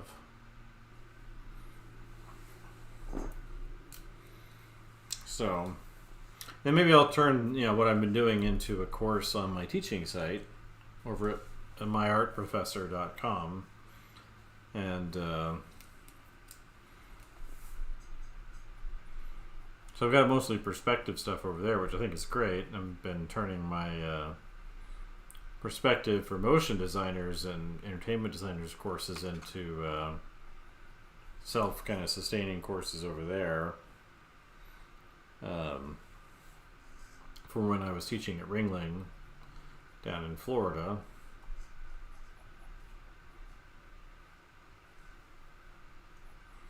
But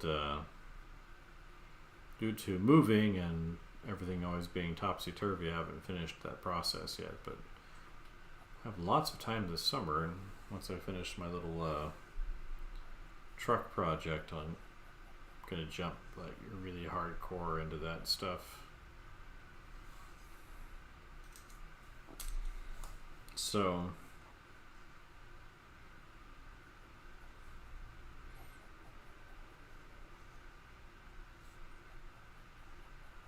and I was disappointed to see that I guess there's a new series of courses for students at Ringling in AI, which is really disappointing to see. I was kind of a voice against its use for students because I think, in addition to all the concerns about copyright and not compensating the artist that it's being trained on and all these other things that I think are perfectly legitimate, but I think one of the things that doesn't get factored in enough in the conversation is that the harm it causes to people's imagination. Now, Ringling is I think it's like over $50,000 in tuition alone per year, which I hear is a lot of money, even today. And the thing is, there's a lot of really amazing teachers there. There's a lot of really... the students there were probably the most professionally focused I'd seen anywhere up to that point. I was working in an interesting department, motion design, which wasn't something I knew very much about, but is a really interesting area of professional design and arts.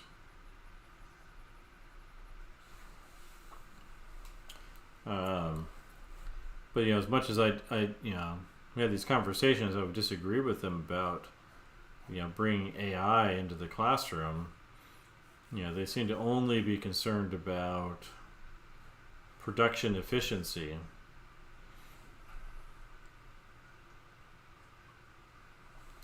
And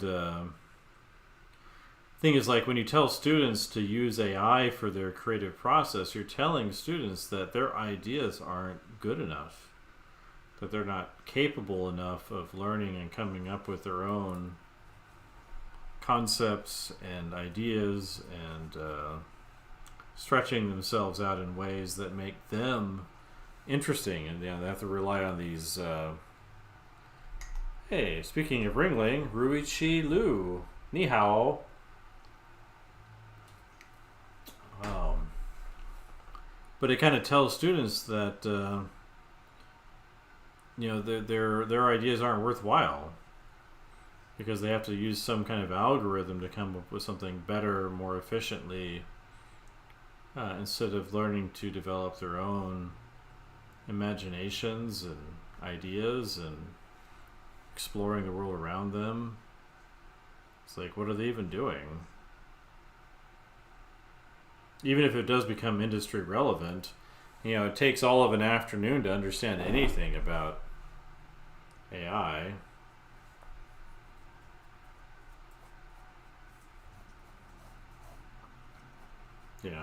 It's not some kind of deep, mysterious understanding.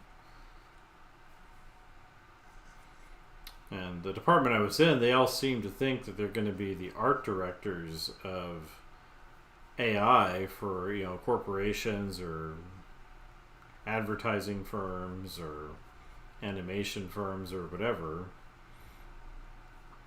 And it's just silly. Yeah, in fact, one of the classes I taught there, and it was an interesting class for me because the students were all more capable in the skill set that they were using than I was by far.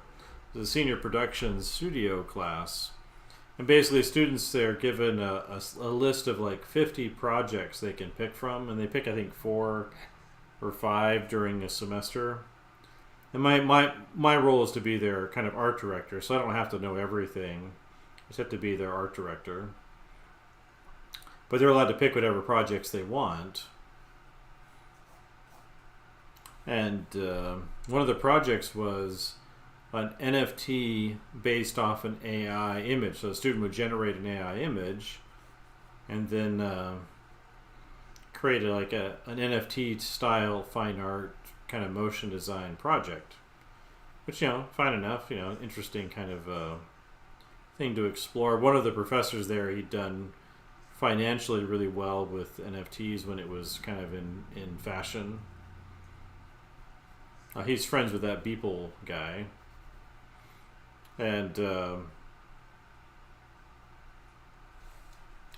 anyway, the student. Yeah, I saw that post. That was going around a lot of places.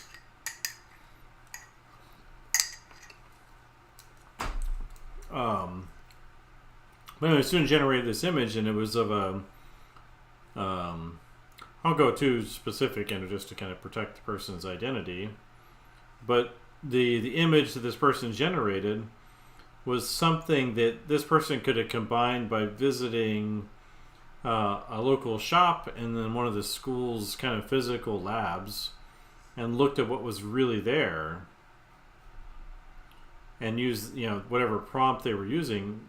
This person could have looked at the real stuff and experienced something that was perfectly real, and instead was going with this simulated AI image, which as far as the assignment, they were welcome to do that. I couldn't tell them no in that case.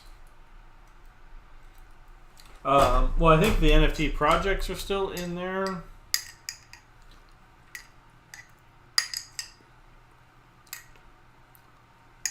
And one of the things I really appreciated about that department is their willingness to kind of be on top of things, to explore, what's new, what's going on. So like one of the professors, like I said, did really well in terms of selling NFTs. It's good for him, but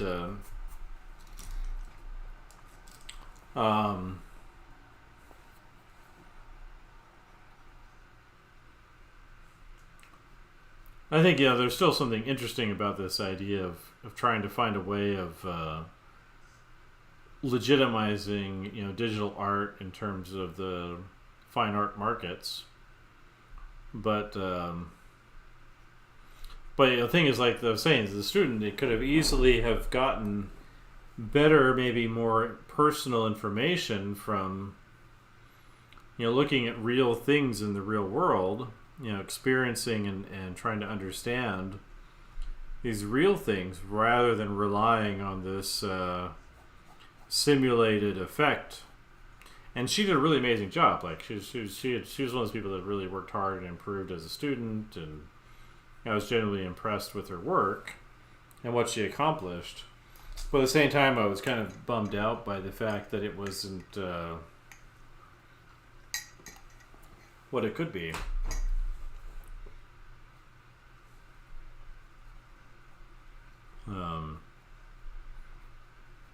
That I think there's a kind of a subconscious effect that if you're being required to use AI as part of a project, and I think in there, in general, I think it's worth exploring, to understand what's going on or how technology works and things like that. I don't want it to be part of my process, but I think when there's new technologies coming on the scene, I think artists and especially professional ones, that's like part of their responsibility to understand it and experiment with things a little bit, just so we have a clearer view of what's going on or what's possible. But I kind of think incorporating AI into a student's education is pointless. They don't learn anything from it. And there seems to be an attitude that I've seen from multiple professional artists where they seem to think that they're going to be able to kind of stay in charge of the art side of things in the face of AI. And I think that's just kind of ridiculous.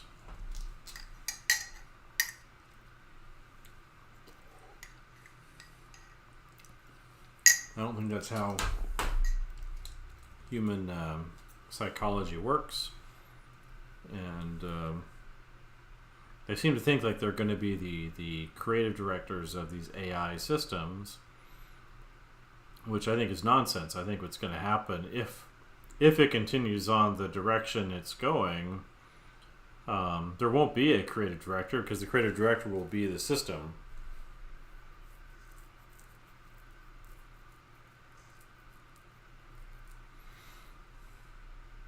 Well, the thing is, it's not really AI. It's it's machine learning, maybe, because really, what it's just kind of a complex remixing system.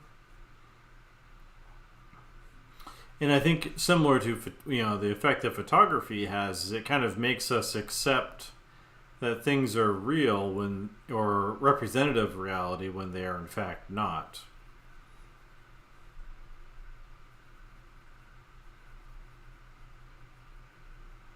It's like a real photograph in real time can still lie about what it's representing. And I think one of the advantages to handmade art is not that it represents directly the reality that's being observed or imagined, but it does represent perfectly the state of the artist. Because I don't think you can really mask who you are very well. It's like when I would teach a figure drawing class, which I've taught the most over the years, is figure drawing. Watching students draw and how they're making marks on their paper, you can tell exactly what mood they're in. I guess it's right there on the paper.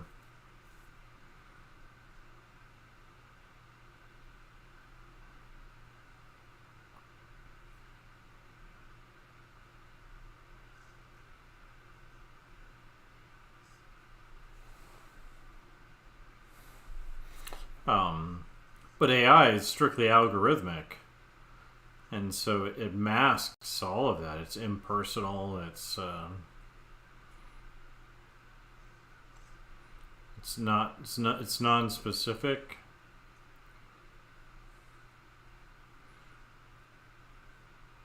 And I really believe that any artist that comes to rely on these systems for their creativity is going to lose their love for the art. They're not going to know the difference between getting what they want and accepting what they get. And that's scary, because I don't think they'll even know when that happens. They'll think, for a long time that they're getting exactly what they want from these systems. But there's going to be a transition at a certain point where they're just going to take what they get because they think they're being conscious when they're not. Well, it's consciouslessness, I think, is the big thing. And what's interesting is I mostly see it from artists who are kind of on the production end of things, so like 3D modelers and animators who are taking somebody else's ideas and producing them, are the ones that kind of like it the most. Kind of technical artists, or on the more technical side.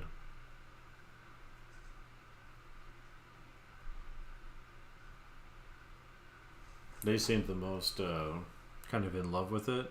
Which is why I saw the motion design major really be interested in it. I'm sure game design and animation to a certain degree are probably similarly interested. But part of me too is saying, what are you really adding to a student's education? Something students can learn in a day or a week. What does that do for them?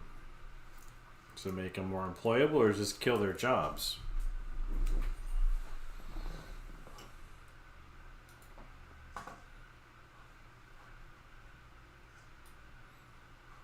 So originally I was really kind of interested in it to a certain degree, because it is neat, right? You're looking at wow, it really makes a thing happen on your paper or on your screen.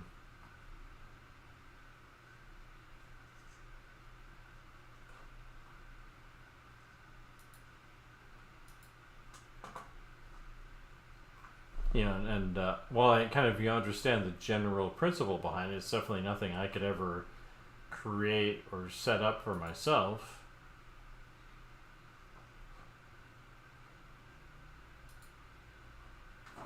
But Solus is generally how people talk about AI stuff.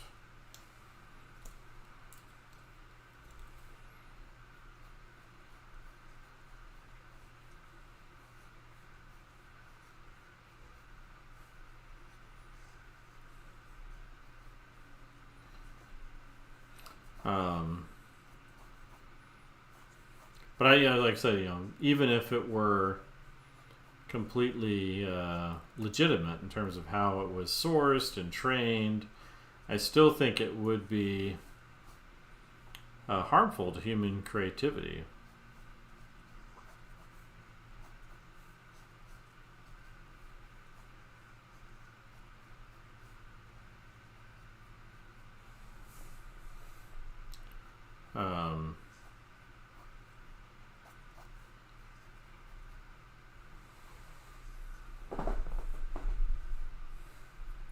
Yeah.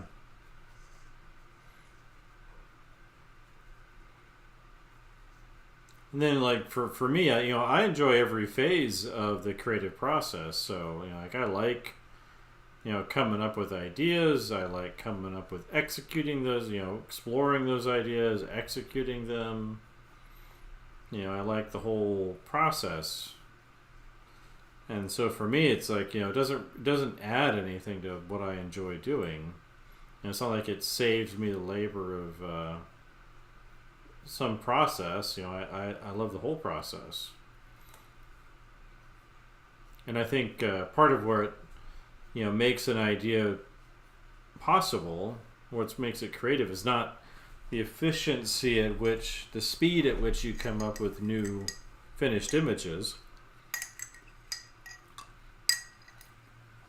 But really, what makes ideas creative and possible is the ability to discover things in that process of making things.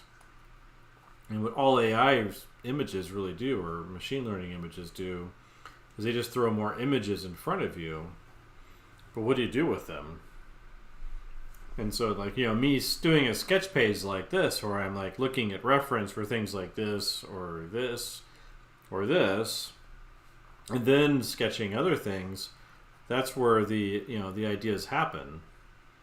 It doesn't happen because I've done a finished drawing. It's part of me, feeling out how the space actually works and how things relate to each other. That's where the ideas happen.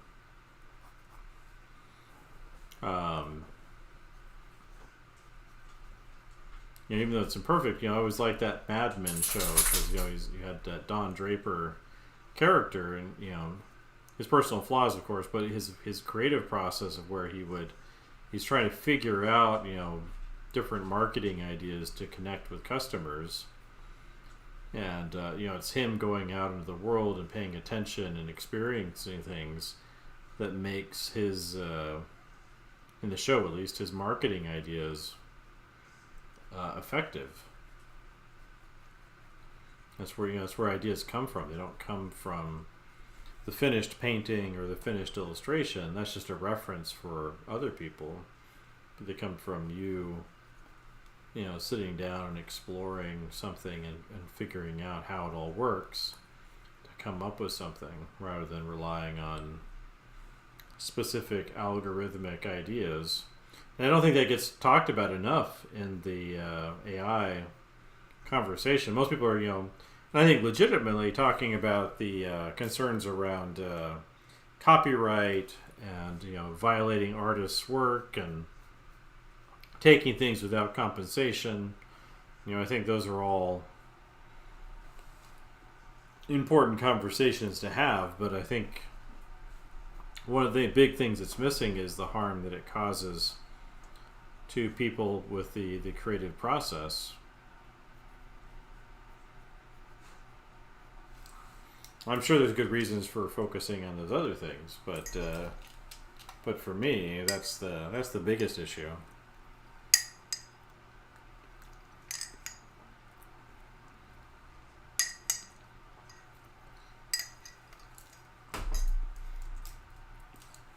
And it's like, are we just going to give birth to some mechanical system, or are we creating things that matter to us?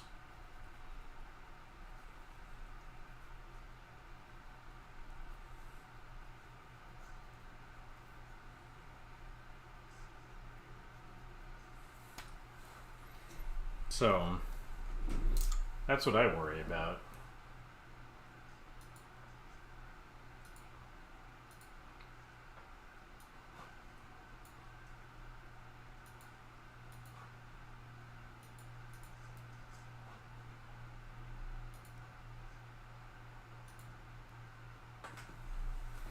But yeah, I'd bring these issues up in departments where it was more supported, and people would look at me like I was a crazy person, like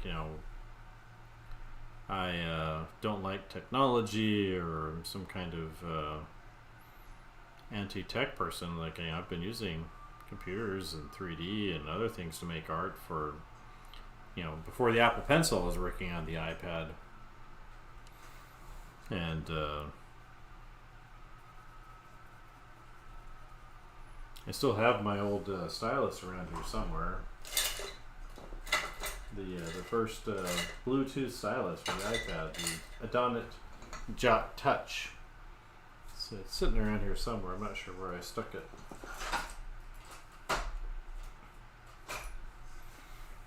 But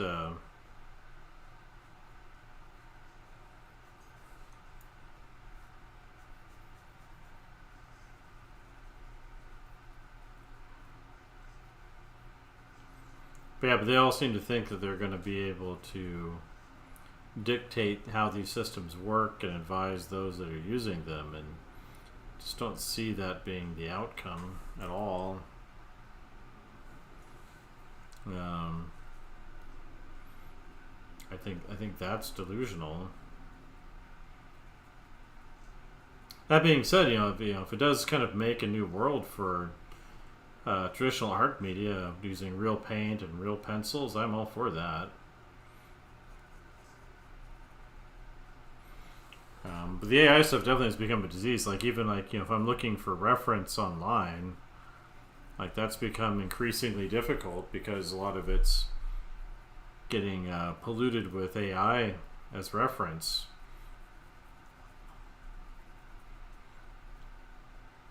But I guess for my students, I can just tell them they have to get their own first-hand reference, and that I guess is better for them in the long term anyway.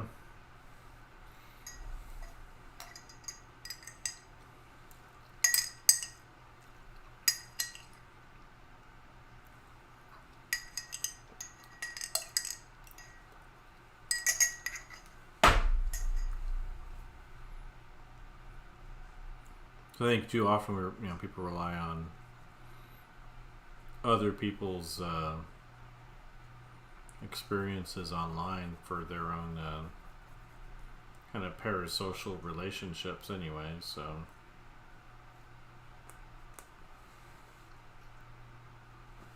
yeah, because it's become worse. Like we were commenting before, but like if you look up like an artist, half the time on Google, the article they're showing you has been AI generated, and then often the art has been too. So if you're looking up, Picasso or Rembrandt or somebody, a lot of times the art they show in the bio is actually fake.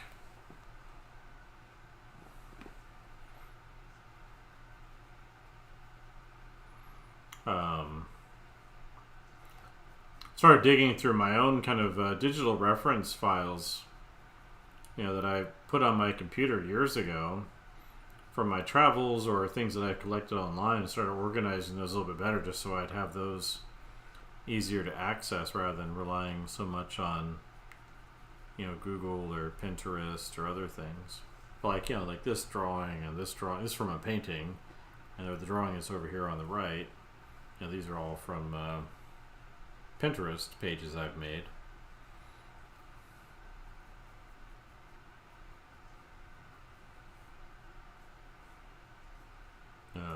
Some of them are a little older, so I guess there's no AI in them, but it's still hard to tell. One of the things I do put in my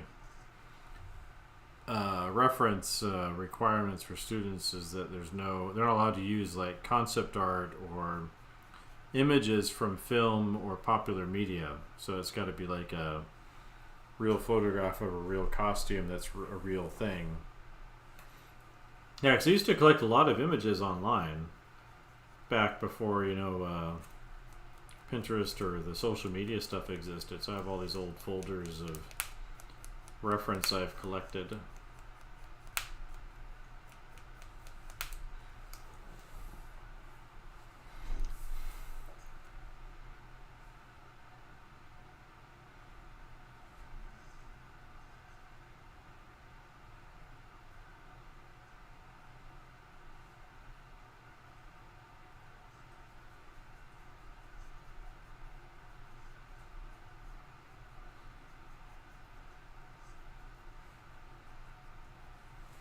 Yeah, it's interesting because Google was just starting to be a thing when I was a student. It'd been around for a few years, but it was mostly searching. There's actually a bunch of search engines back then that were popular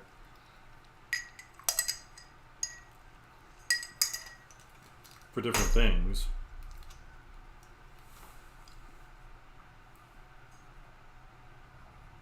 But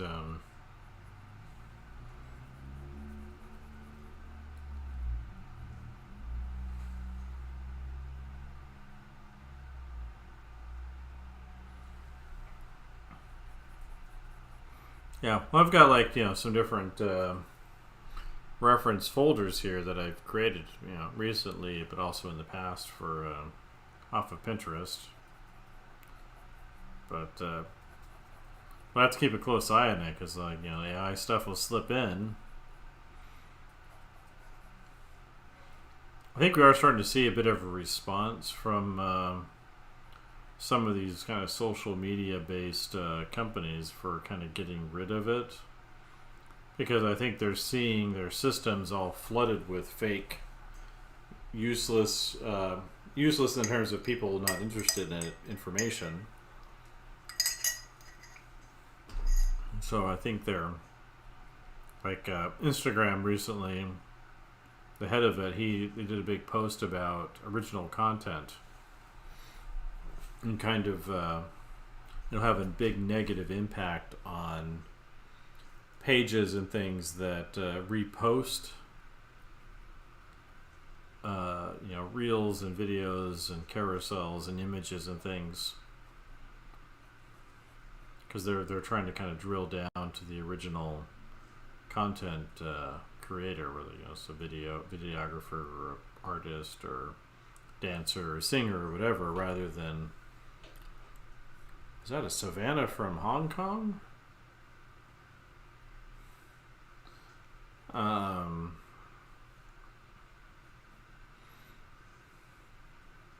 Which I think is a good change to make. We'll see how well they do at it, but might kill a lot of these reposting accounts.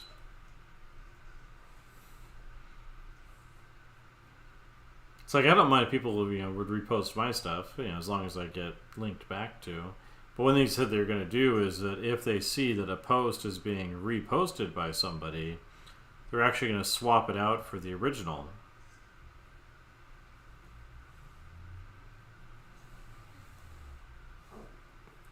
So that would be an interesting change. See what effect that has.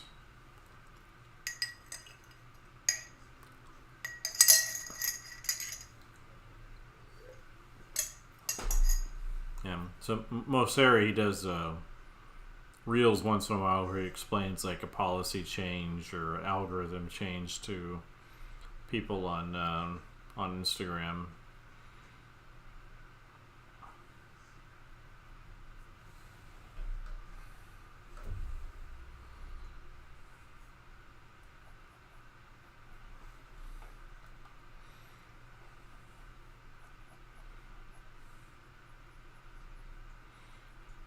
We'll see how well it works out, but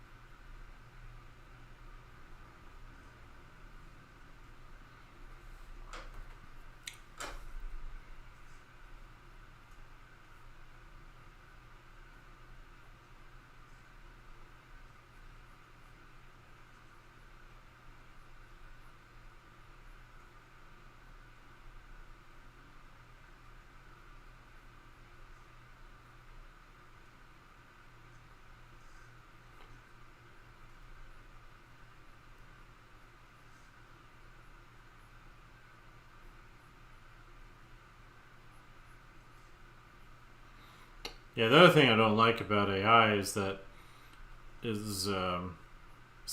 was above board with all the copyright stuff and everyone was properly compensated or credited or whatever they wanted from it, and it didn't hurt human creativity. The other thing too about it is that it's controlled by small groups of people, and I don't know what they want. I don't know them. And it's not set up like, say, a Bitcoin is or a cryptocurrency where you don't have to trust anybody. Like, you just have to trust that they're giving you, or they've set things up in a way that makes sense.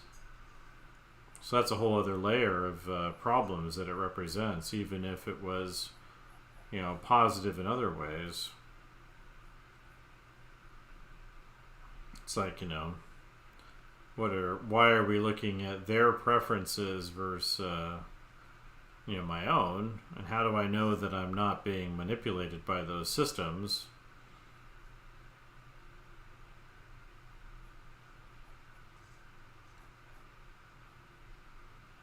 And that's a whole other level of problems on top of the ones that I think that are pretty obvious.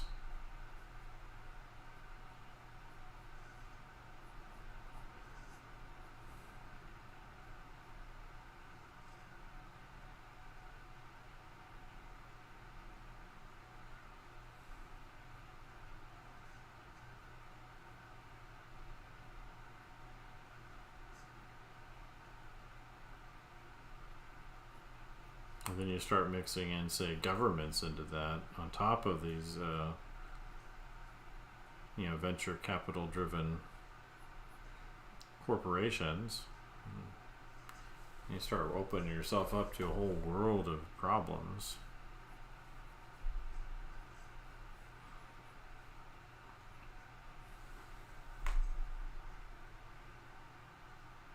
Yeah, I was digging through some photographs, like back in, I think it was 2015, I did a 5-week trip to Italy. So I went to Rome and Venice and Florence and Naples and Milan, and shot a lot of photographs. Not nearly as many as I wish I had shot, of course. You never do. But I was digging through those folders for inspiration for this project. And organizing them into a PureRef doc. PureRef is a really great program on computer for kind of you setting up your references for projects. And there's a similar one on the iPad called VizRef. I wish you could like move the documents between each other on those programs, but looks like you can't. But I was like, oh wow, it was kind of bringing back all these memories of these crazy places I'd never been to before. And I've got a number of folders for those, for places I've been to, especially when I was living in Hong Kong, traveling. What's got me paying attention to the real world a bit more, which, I think is always good.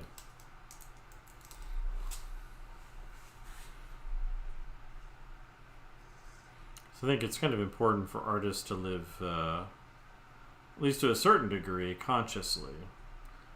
To be aware of what's going on within themselves and why it's happening. And I think AI or these machine learning programs, they kind of break that.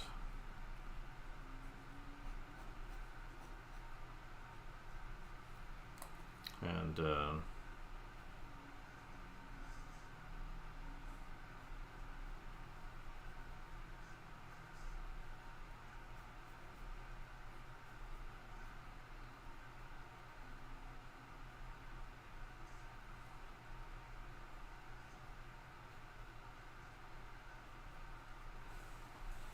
especially for someone like me that enjoys all those phases of the process.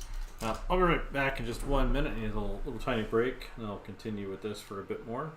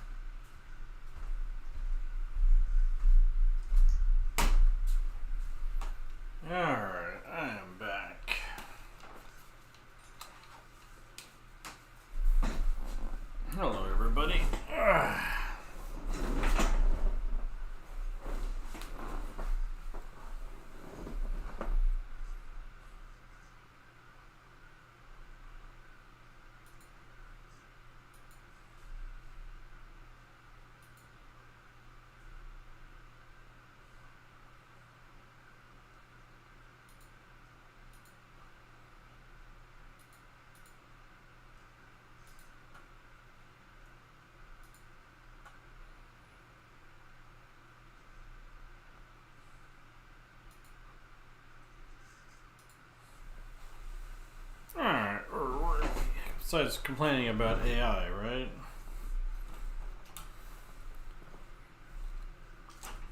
This is the blue pencil. Yeah. All right, good.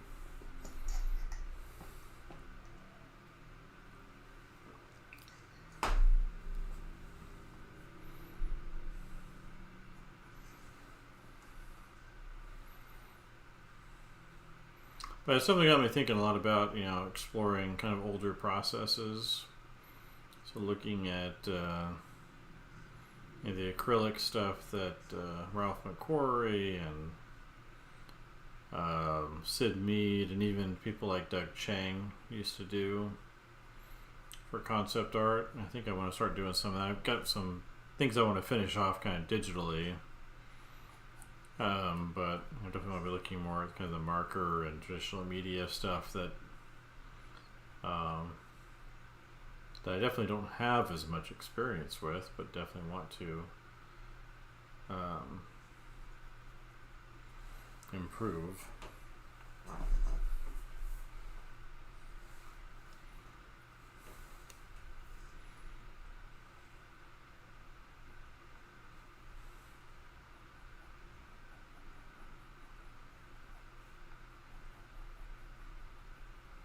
So I've been looking at that, but also I've got like the Tekon Kincrete Art of books,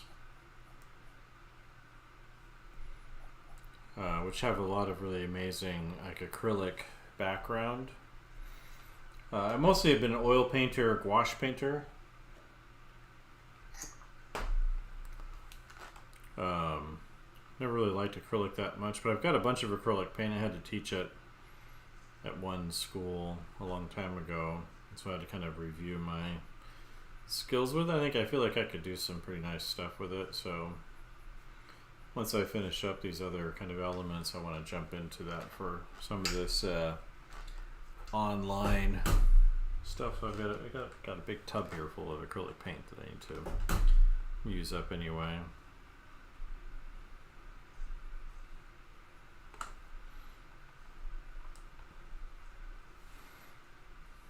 But as part of this concept project, is originally the idea was to do kind of what I call a transmedia approach. So, using new things I haven't used before, like Clip Studio Paint, but also maybe doing some ZBrush stuff or iPad Nomad Sculpt stuff with it.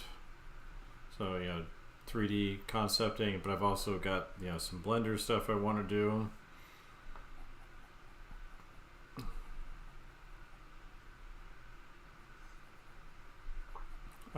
But also, say do some more traditional media type approaches, just to kind of put that into my repertoire. So I've worked with like fine art galleries and things, so doing oil paintings and drawings and things like that. But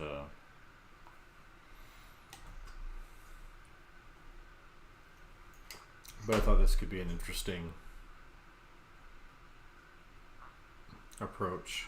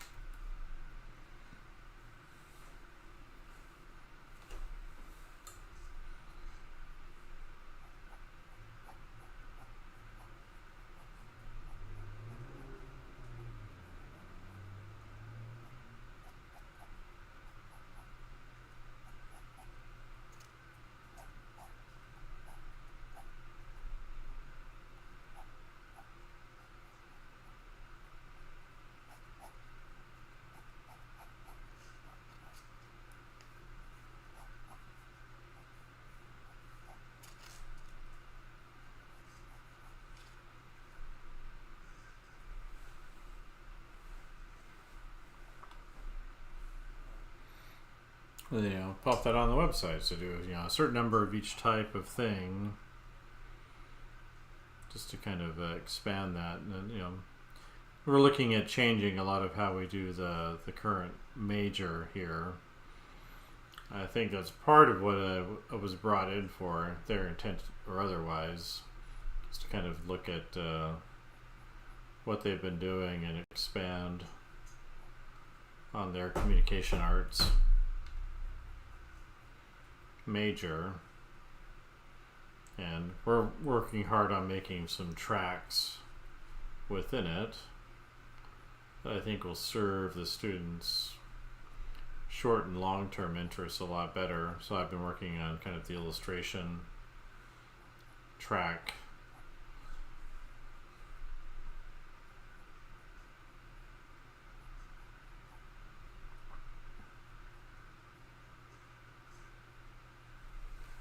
And what I put together, actually, I'm pretty excited about it. I think it'd definitely be the kind of thing I wish I would have had as a student.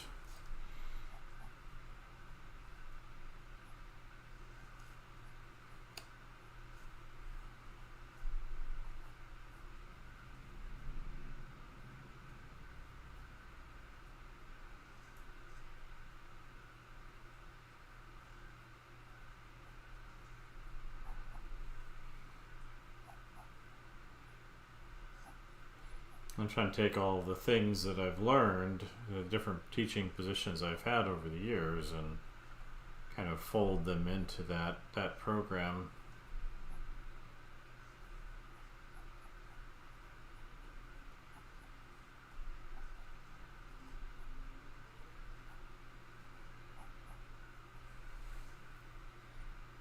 So I think if I can push that through mostly intact, I think it will I think it'll give us a program here that's really competitive worldwide.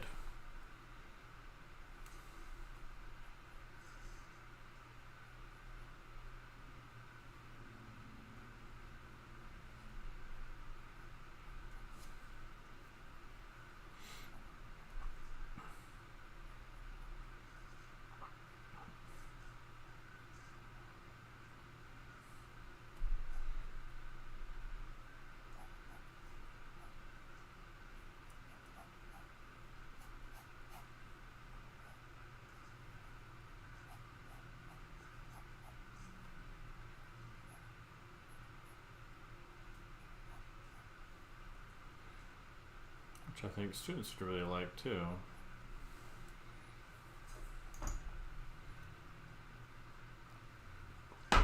Maybe make VCU the IT destination for studying human art.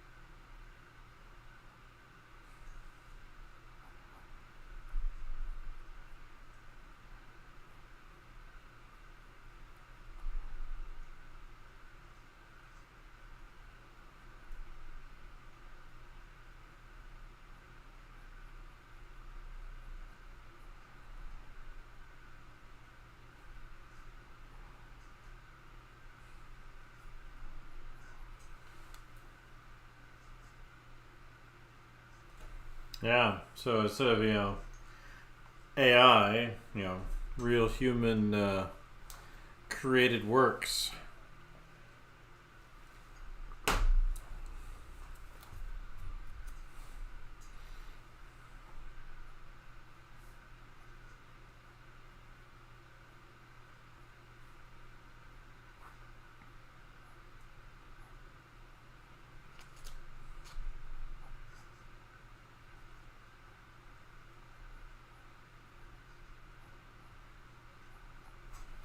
As opposed to the, non-human variety.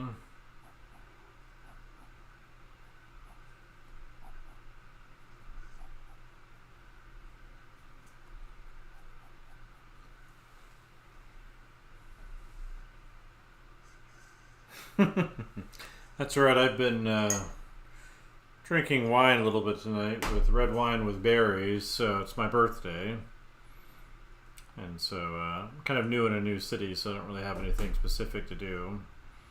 And I met up with my sister and her husband and my nieces on Sunday for dinner. So for that, so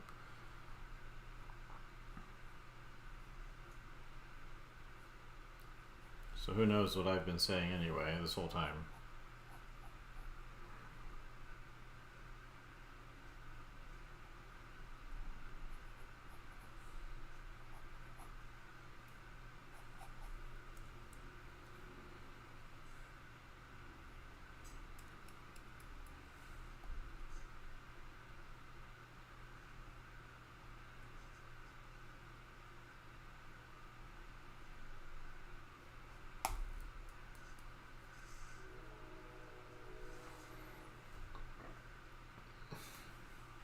Oh, thank you.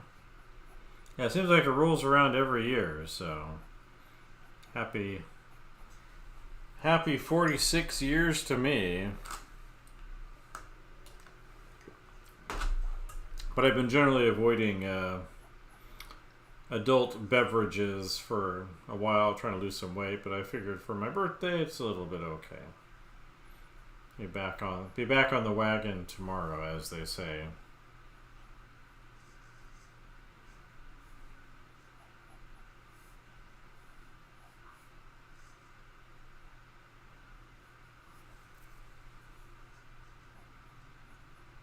I'll put the other foot over there, I guess.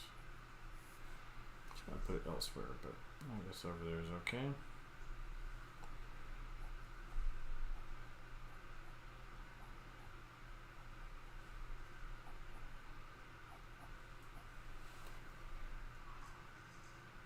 Yeah, I need to lose a little more. I've lost like 20 some odd pounds since moving here, but I got another 30 to go. So another, I guess 12 kilograms or so to go where I want to be.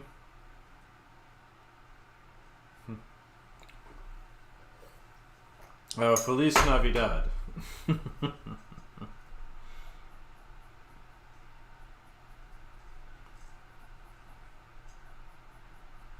But I like to put, I'm a bad person, I like to put berries with my red wine. It's quite good.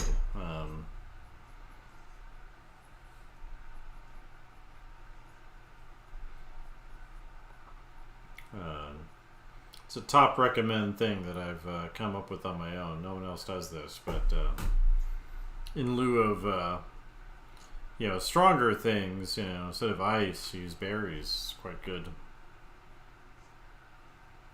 Got a 3-berry mix from Costco that I like. Strawberry, it's blackberries, blueberries, and raspberries.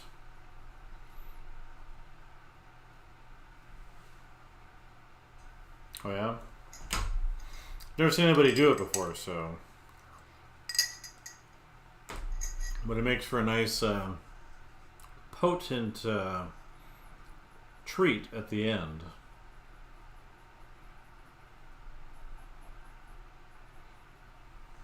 So I got a cheap Malbec from Costco. I think that's Argentinian style. And my 3-berry mix. I'll have to make it with like a lemonade or something too instead of ice. Low carb, low sugar. Little snack that's nice to have. It's good for you in the long term, but not the wine part as much.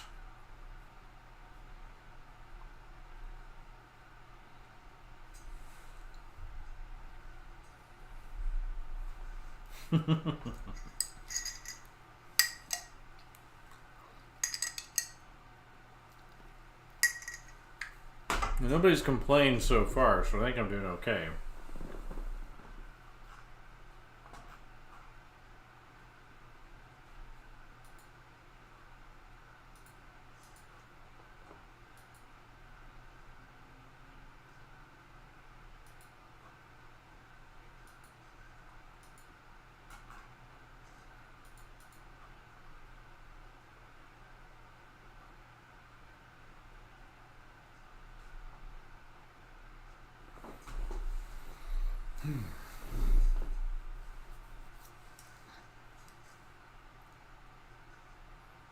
Orange juice does sound nice.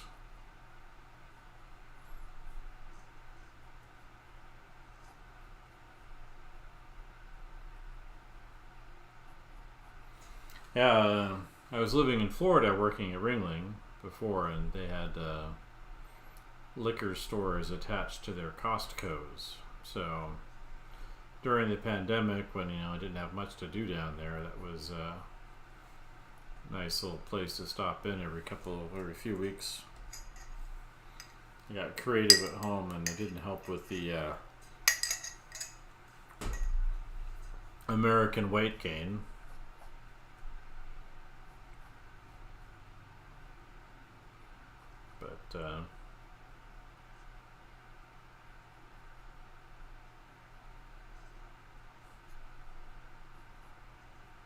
But I guess it's becoming a larger worldwide problem, not just an American one.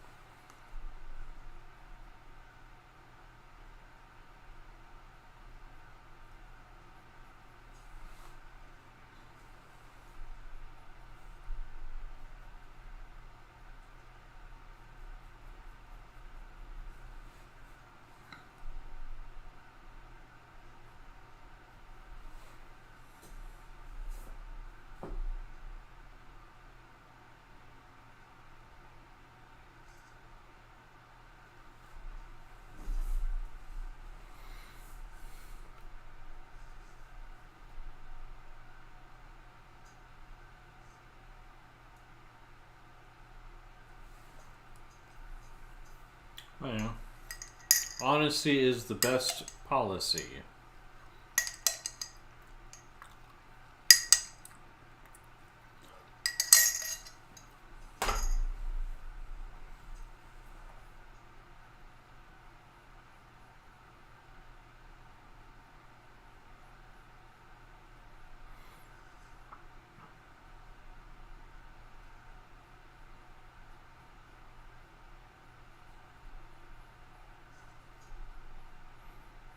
I am excited though. I'm heading to Lightbox this fall, so the big Bobby Chew Schoolism concept art fest.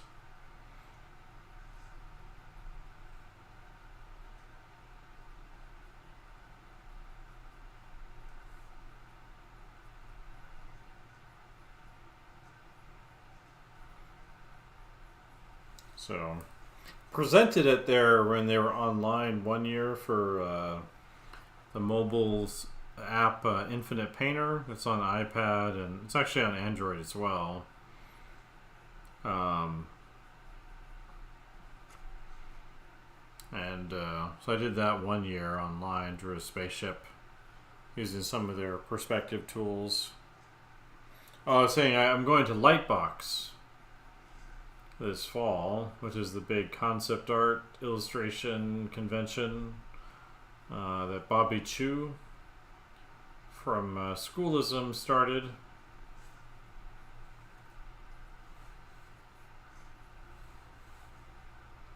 And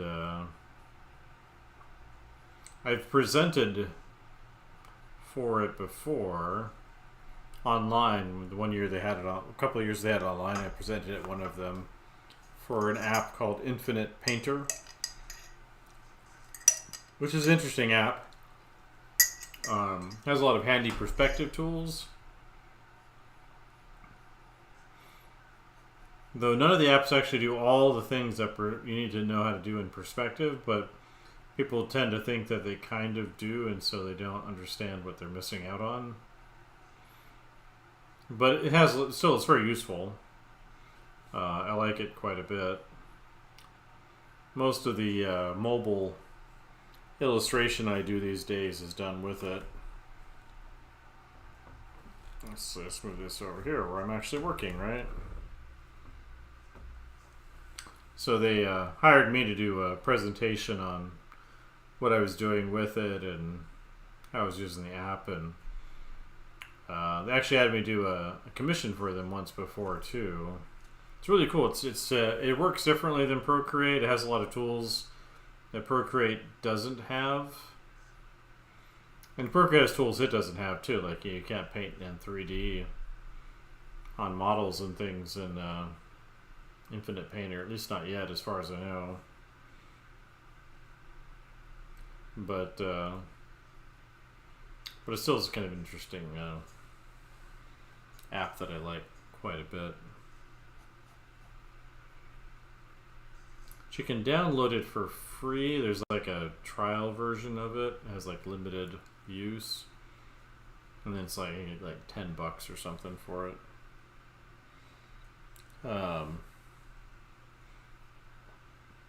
It's not perfect, but it does has like in Clip Studio. There's that tool where you can draw shapes and it'll fill the shapes. I think it's the fill tool. Oh, thank you, Seb. In Infinite Painter, it has a similar one, but you can apply textures to it. So that means you could set it up so it works with like screen tones, like those anime manga dots that you see. And so I've used that for some of my projects. You can put other textures or patterns in it as well, which is really, really nice to work with. So I rather like it quite a bit. There's a lot of unique things that are different. It is a little bit buggy. It does crash.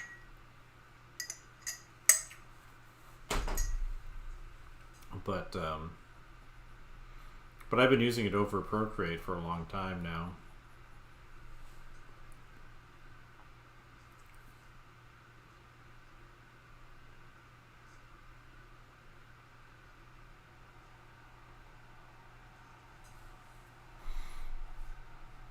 It's kind of a really interesting time for artists, all these different tools that you have access to and different ways of working. Like, I think it's really, really good for the most part.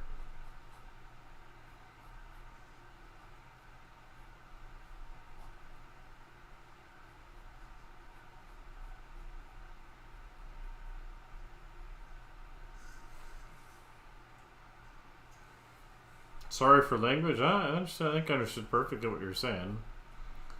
I understand perfectly the difficulties of dealing with your non-native language.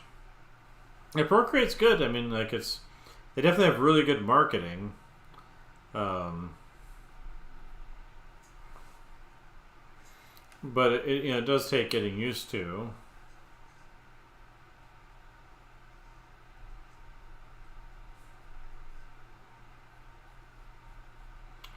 Just like anything does, right? So, like I said, I cut my teeth on the first app I used for painting was Corel Painter, and almost nobody remembers that app anymore these days. It used to be kind of more popular than Photoshop for a long time. They kind of fell behind because it's a pretty small market for illustrators anyway. So people freak out about Photoshop incorporating all these AI tools and not doing a lot for illustrators, but most of their market is photographers. Like, illustrators are a very tiny part of what Photoshop gets used for. So often we should feel kind of lucky we get what we do get from them.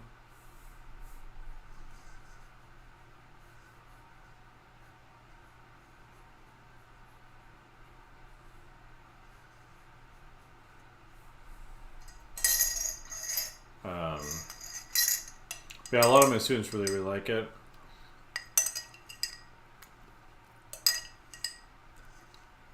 But this fall, I'm going to make them all use Photoshop. They're all supposed to get laptops anyway as part of their entrance into the major. I'm not requiring them to do anything kind of crazy large with their laptops anyway, so...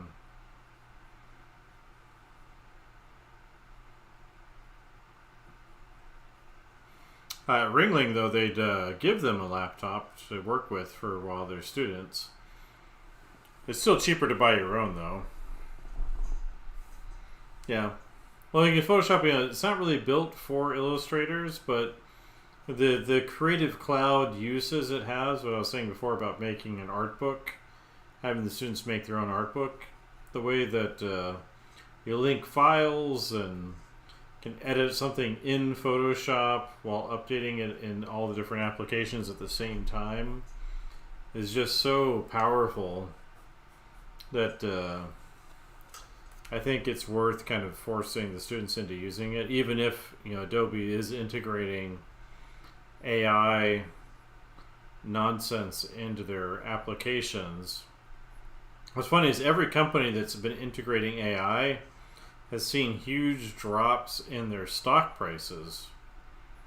Because ultimately, really, who is that stuff for? Like, it's not going to give artists more work. All it's going to do is going to decrease their market value. So, it's weird.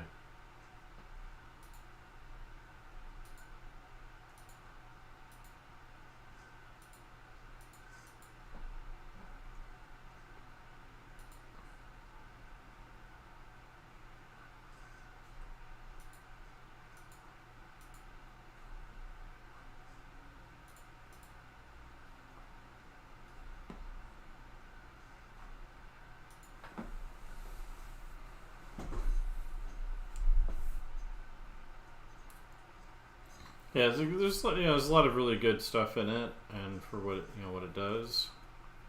And again, if you go to work at a studio or something, you're probably going to use Photoshop. Maybe they'll just have it on the computers, and you know how to like edit things in it and tweak things and all that. So definitely going to incorporate that into my classes in the fall.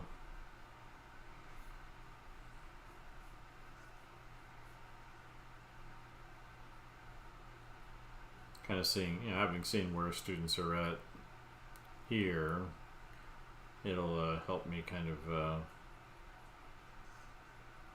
tweak things for the next year's batch.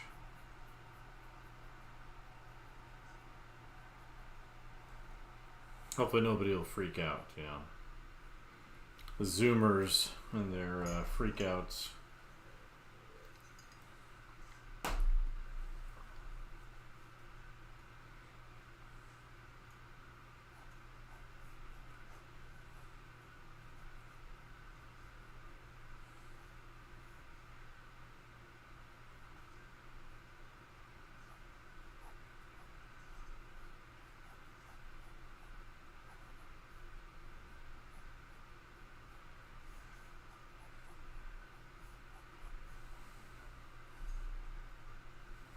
Sure, one of the kind of the good things I think I've seen change in the kind of the Zoomer students is kind of their interest in understanding how what's being taught and the projects they're doing, how those things are relevant to their area of study. So where historically students would just kind of trust and accept what they've been given, the Gen Z kids, they kind of want to know what the justification is for what they're doing. And that can be a little bit frustrating because they seem to want the answer from the beginning. And part of the answer is going through the experience of learning something. But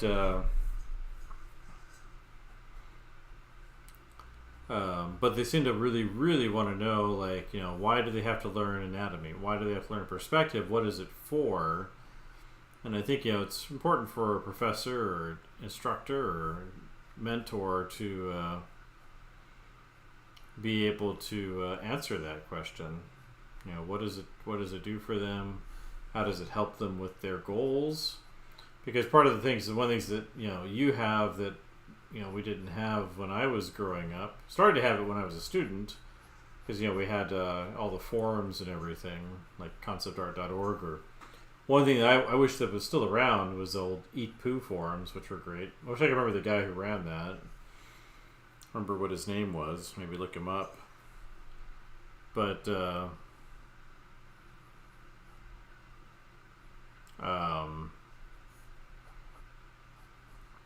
but they want to know kind of what it's all for, because education is a major investment, right? It's not cheap.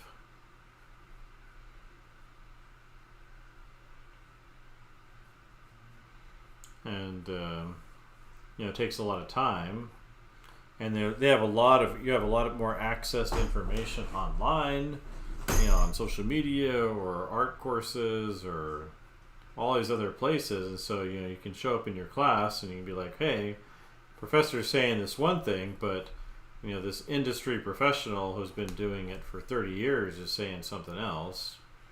What's going on here? And those are, I think, legitimate questions to ask. Like, what's really going on? I think it's generally a good idea to have those questions, even if they can be frustrating for the teacher. Yeah, because you got one life to live. Even though we do live longer than we've ever lived in all of history. You can kind of see what people have done, and you've got access to all this information that I would have killed for as a student. Like I was trying to understand things from some of the first concept art books that came out, like Star Wars and Lord of the Rings, some of the Pixar ones. And none of my teachers knew anything about concept art, except for maybe one of them who was just an adjunct teacher. And that was stuff that I was really into, but no one else knew anything because they were all traditional illustrators, book and magazine and children's book and editorial and those kinds of things.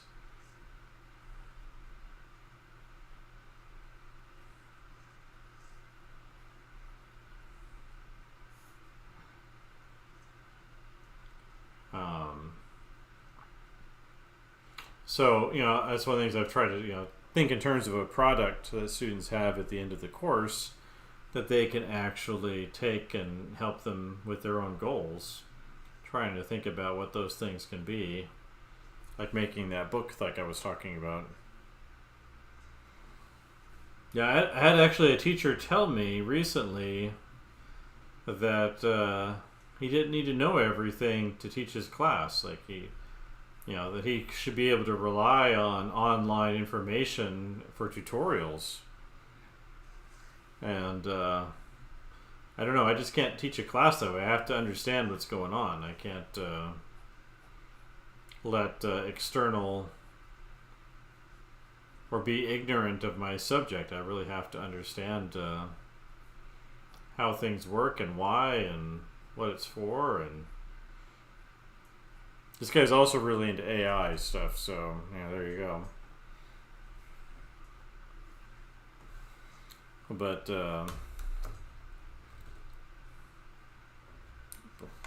getting some drift on my phone.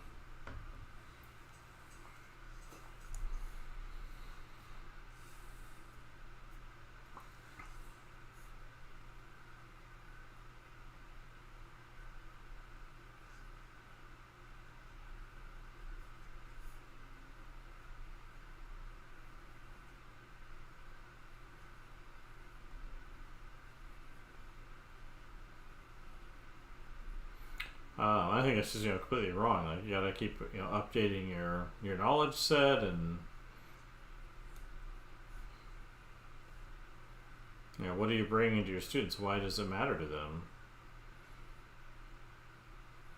I think that level of skepticism is really good.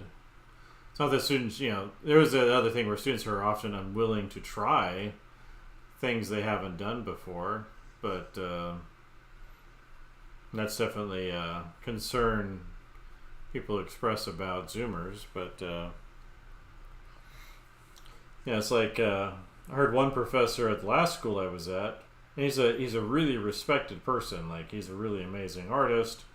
And I think students should definitely listen to anything he has to say. But he was saying the students didn't appreciate certain artists that he would show them the same way that he did. But I was wondering, did he show the artist to the students in a way that made that artist's work relevant to what their goals were? Because I know for me, great artists, even like important ones like Rubens or Rembrandt, famous ones from history. Like, I was always liked their stuff, but it didn't become important to me until it mattered about how I was trying to solve my own artistic problems. And as soon as it mattered to me how I had to solve my own problems, that was when those artists mattered to me. And I think, I'm on kind of the tail end of the Gen X group. But, but I think that's just like a generationally true thing. Like, if you don't understand why something is relevant to what you are trying to accomplish, then yeah, you won't really care about it. Like, why does it matter? It doesn't matter. And if someone's unable to tell you why it matters, that's even worse.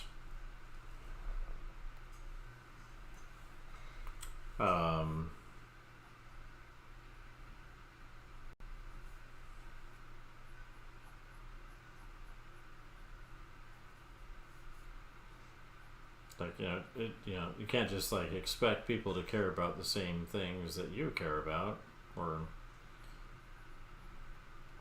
expect people to care about things you think they should care about.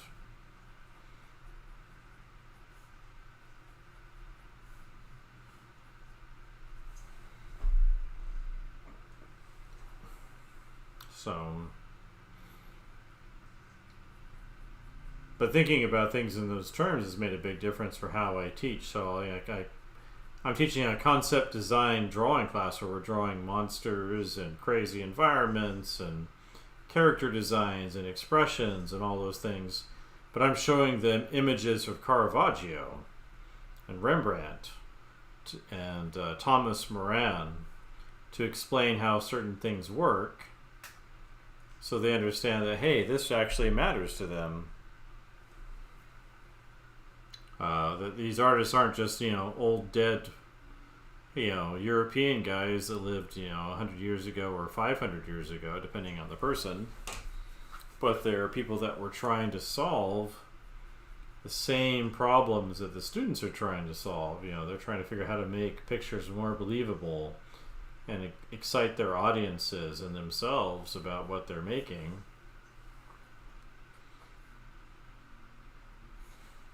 And that's why they should care. And so I always figure the more that I can do that, the better off those students are going to be, and the more likely they are to be interested in what we're working on and see their connection to these people that solved these problems a long time ago, and how they can help them today.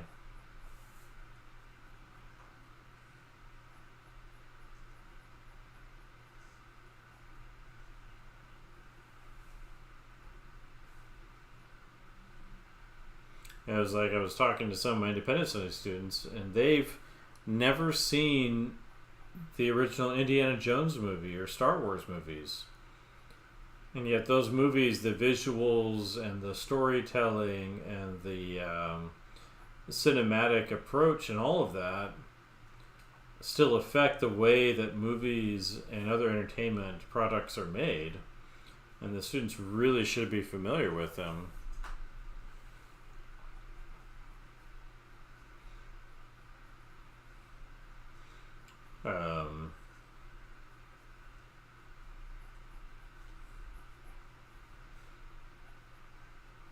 Indiana Jones and the Raiders of the Lost Ark is like an incredibly well told cinematic event that anybody wanting to understand storytelling and character and shots and clarity and all of those things that make a story really, really interesting, like it's worth studying. And they've never seen it. Or like I would talk about Casablanca. It's probably one of the most quotable movies ever. It has like quotes that we use in everyday conversation all the time, and they've never seen it. As you know, it's a beautifully shot film. It's got interesting characters. It's full of all the kinds of things that make a story amazing, and they've never seen it. Maybe you haven't either. Should be an easy word to understand though. Casablanca, right? White House. Actually, as a film, it was actually a propaganda piece. It was created to a certain degree, at least, to convince Americans to enter into World War II. Because every character is kind of a symbol of a country in there. So the main character, Rick, is the United States, and then they've got France and Holland, represented by the two refugees, in France with the local governor. But it's beautifully shot. It's got great cinematography, good acting, great characters. Very influential, very quotable. Actually, that's what the other complaint. Students want to know what's going on, but the complaint that professors often have about the Zoomer generation is a general lack of curiosity. And I don't blame them too much for it, because their students are flooded with information, like more so than any other generation has ever been flooded with information. And so it's kind of hard to know what's important, just because there's so much. Actually, fun fact about Casablanca, what's his face? Humphrey Bogart, the actor, Rick, the main character. If you're familiar with Gerber baby foods, a little food that comes in jars for babies, at least in the United States, I'm not sure about other places. He was the original model for it. His mom was an illustrator, and she used him as a baby to model for the Gerber baby. Way, 1920s, 1910s or whatever, when it was first a food, baby food. He was the first model for it.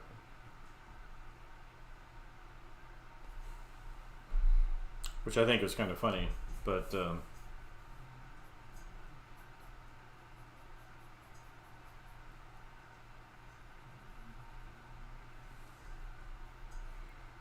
yeah, so lumpy, bumpy faced Humphrey Bogart, he was the original Gerber baby. I read about it. There's a book, History of Illustration, that's pretty commonly used, and they talk about it a little bit in there about it. His mom.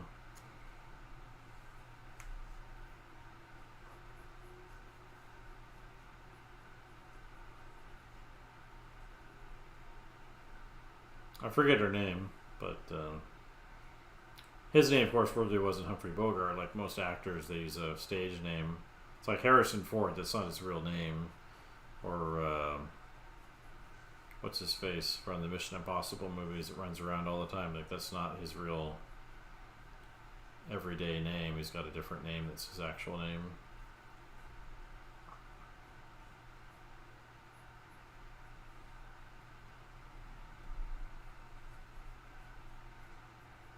I mean, the Gerber products, I don't know how popular they are outside the United States, but you go into any Walmart or Target or grocery store, and that's those pre-prepared foods for babies. It's been around a long time.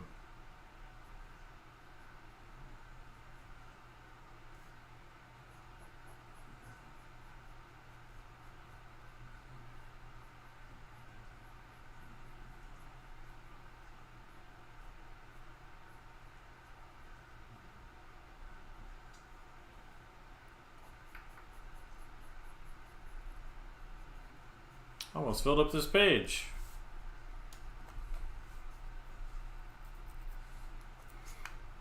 Which was my goal for tonight, so finish up this last quarter and call it a night.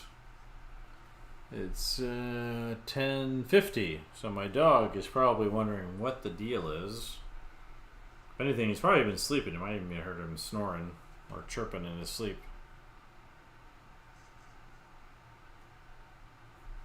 Yeah, it's a it's a little baby food jar. So it's those small jars. There's like a cute baby on it. I don't know if who they're using. They've obviously updated the model on the babies for different generations and different years, but he was the original one.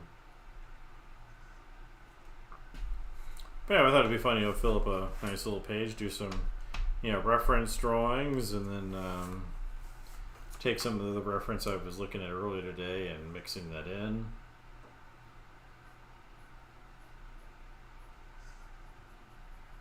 Kind of thing I like doing. I can feel the wine wearing off. That's sad. And I only had the one bottle, so I'm trying to be very good. And it's empty, so.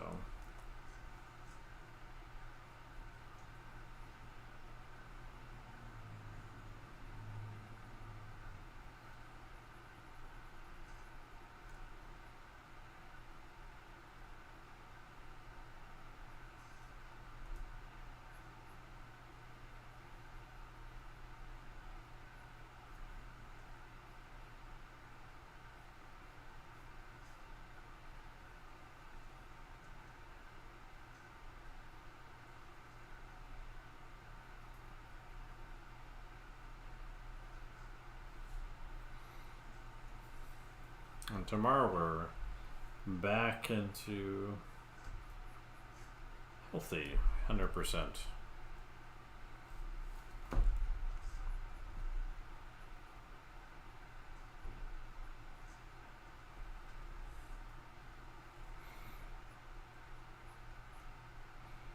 It usually takes me a while for me to feel the effect. To get a little inebriated. So it doesn't usually happen right away. So usually I'll have a little bit too much, but it takes a while for it to hit. And so it's like I feel great, and then all of a sudden, a couple hours later it'll hit me.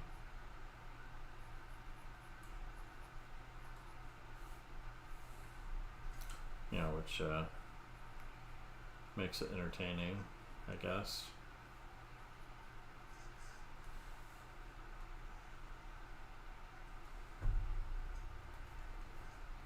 We're almost done with this page here, so.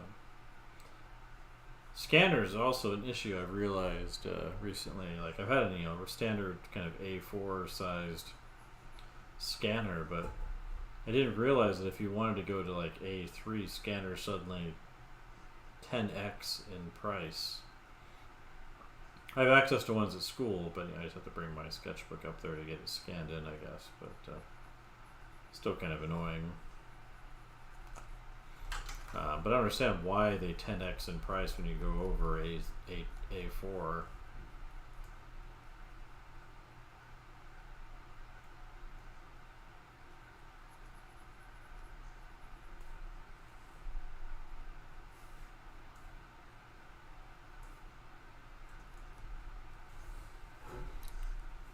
That's one that I was quite shocked because I was thinking, I should get a A3 size scanner if I want to do this comic book thing, all traditional media.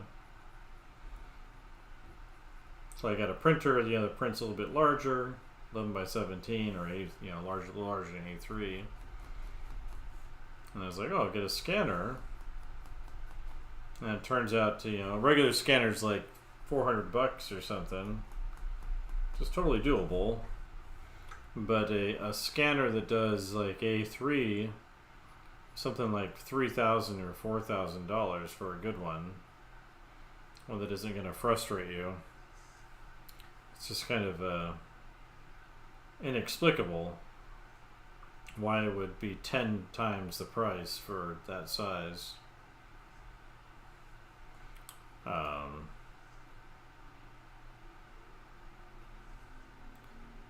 So I'll use the school one for now. But I just couldn't believe it. I didn't realize that there was such a big difference.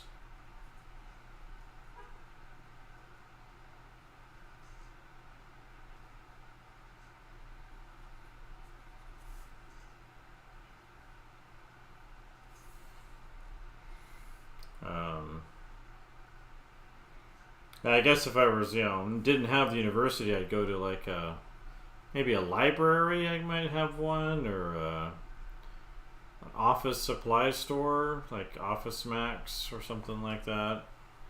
Might have one that I can use, for a price. But yeah, I couldn't believe it. I was just like, $3,000, $4,000 for an Epson scanner. There were some kind of Chinese brands that were cheaper, but the reviews were pretty mixed, and so I was a little dubious of those.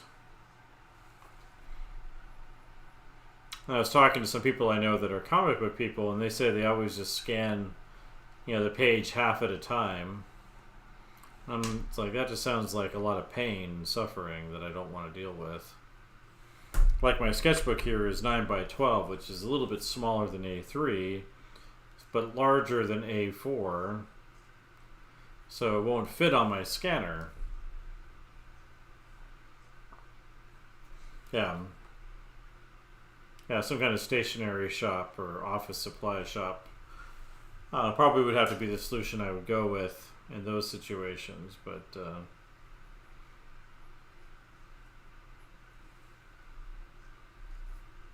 yeah. But I was just quite shocked because I was looking into buying one. So I got this great printer for printing blue lines and things like that to do a comic or whatever, or other things. Prints A3. And then I look up the scanner prices, and I was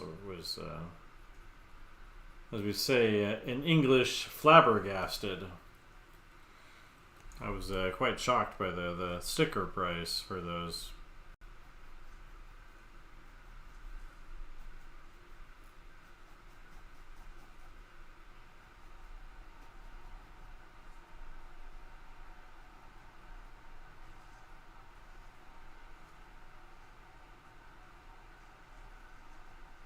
I guess they haven't come down in price over the years either. I guess probably just nobody uses them, so they don't make that many of them. They're mostly used in publishing offices or stationery stores. But still, I was just had no idea.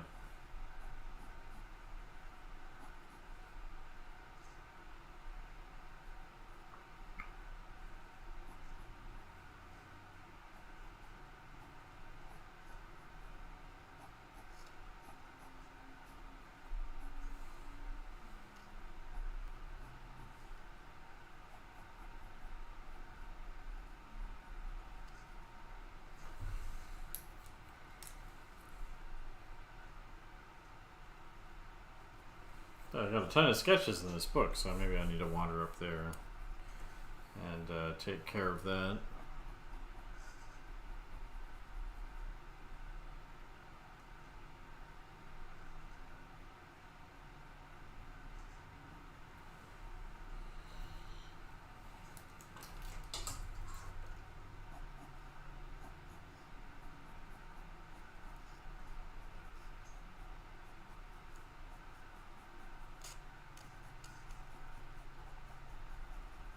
Well, we got blue pencil, we got red pencil, we got regular pencil on here.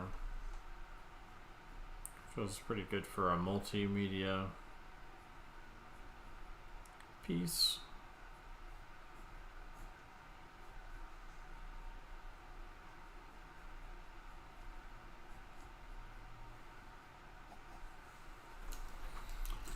All right. Well, I think I'm gonna call it there. It is 10:49 here. But thank you for coming in, Soymet or Sojmet, and we'll catch everybody probably sometime tomorrow. So have a good night.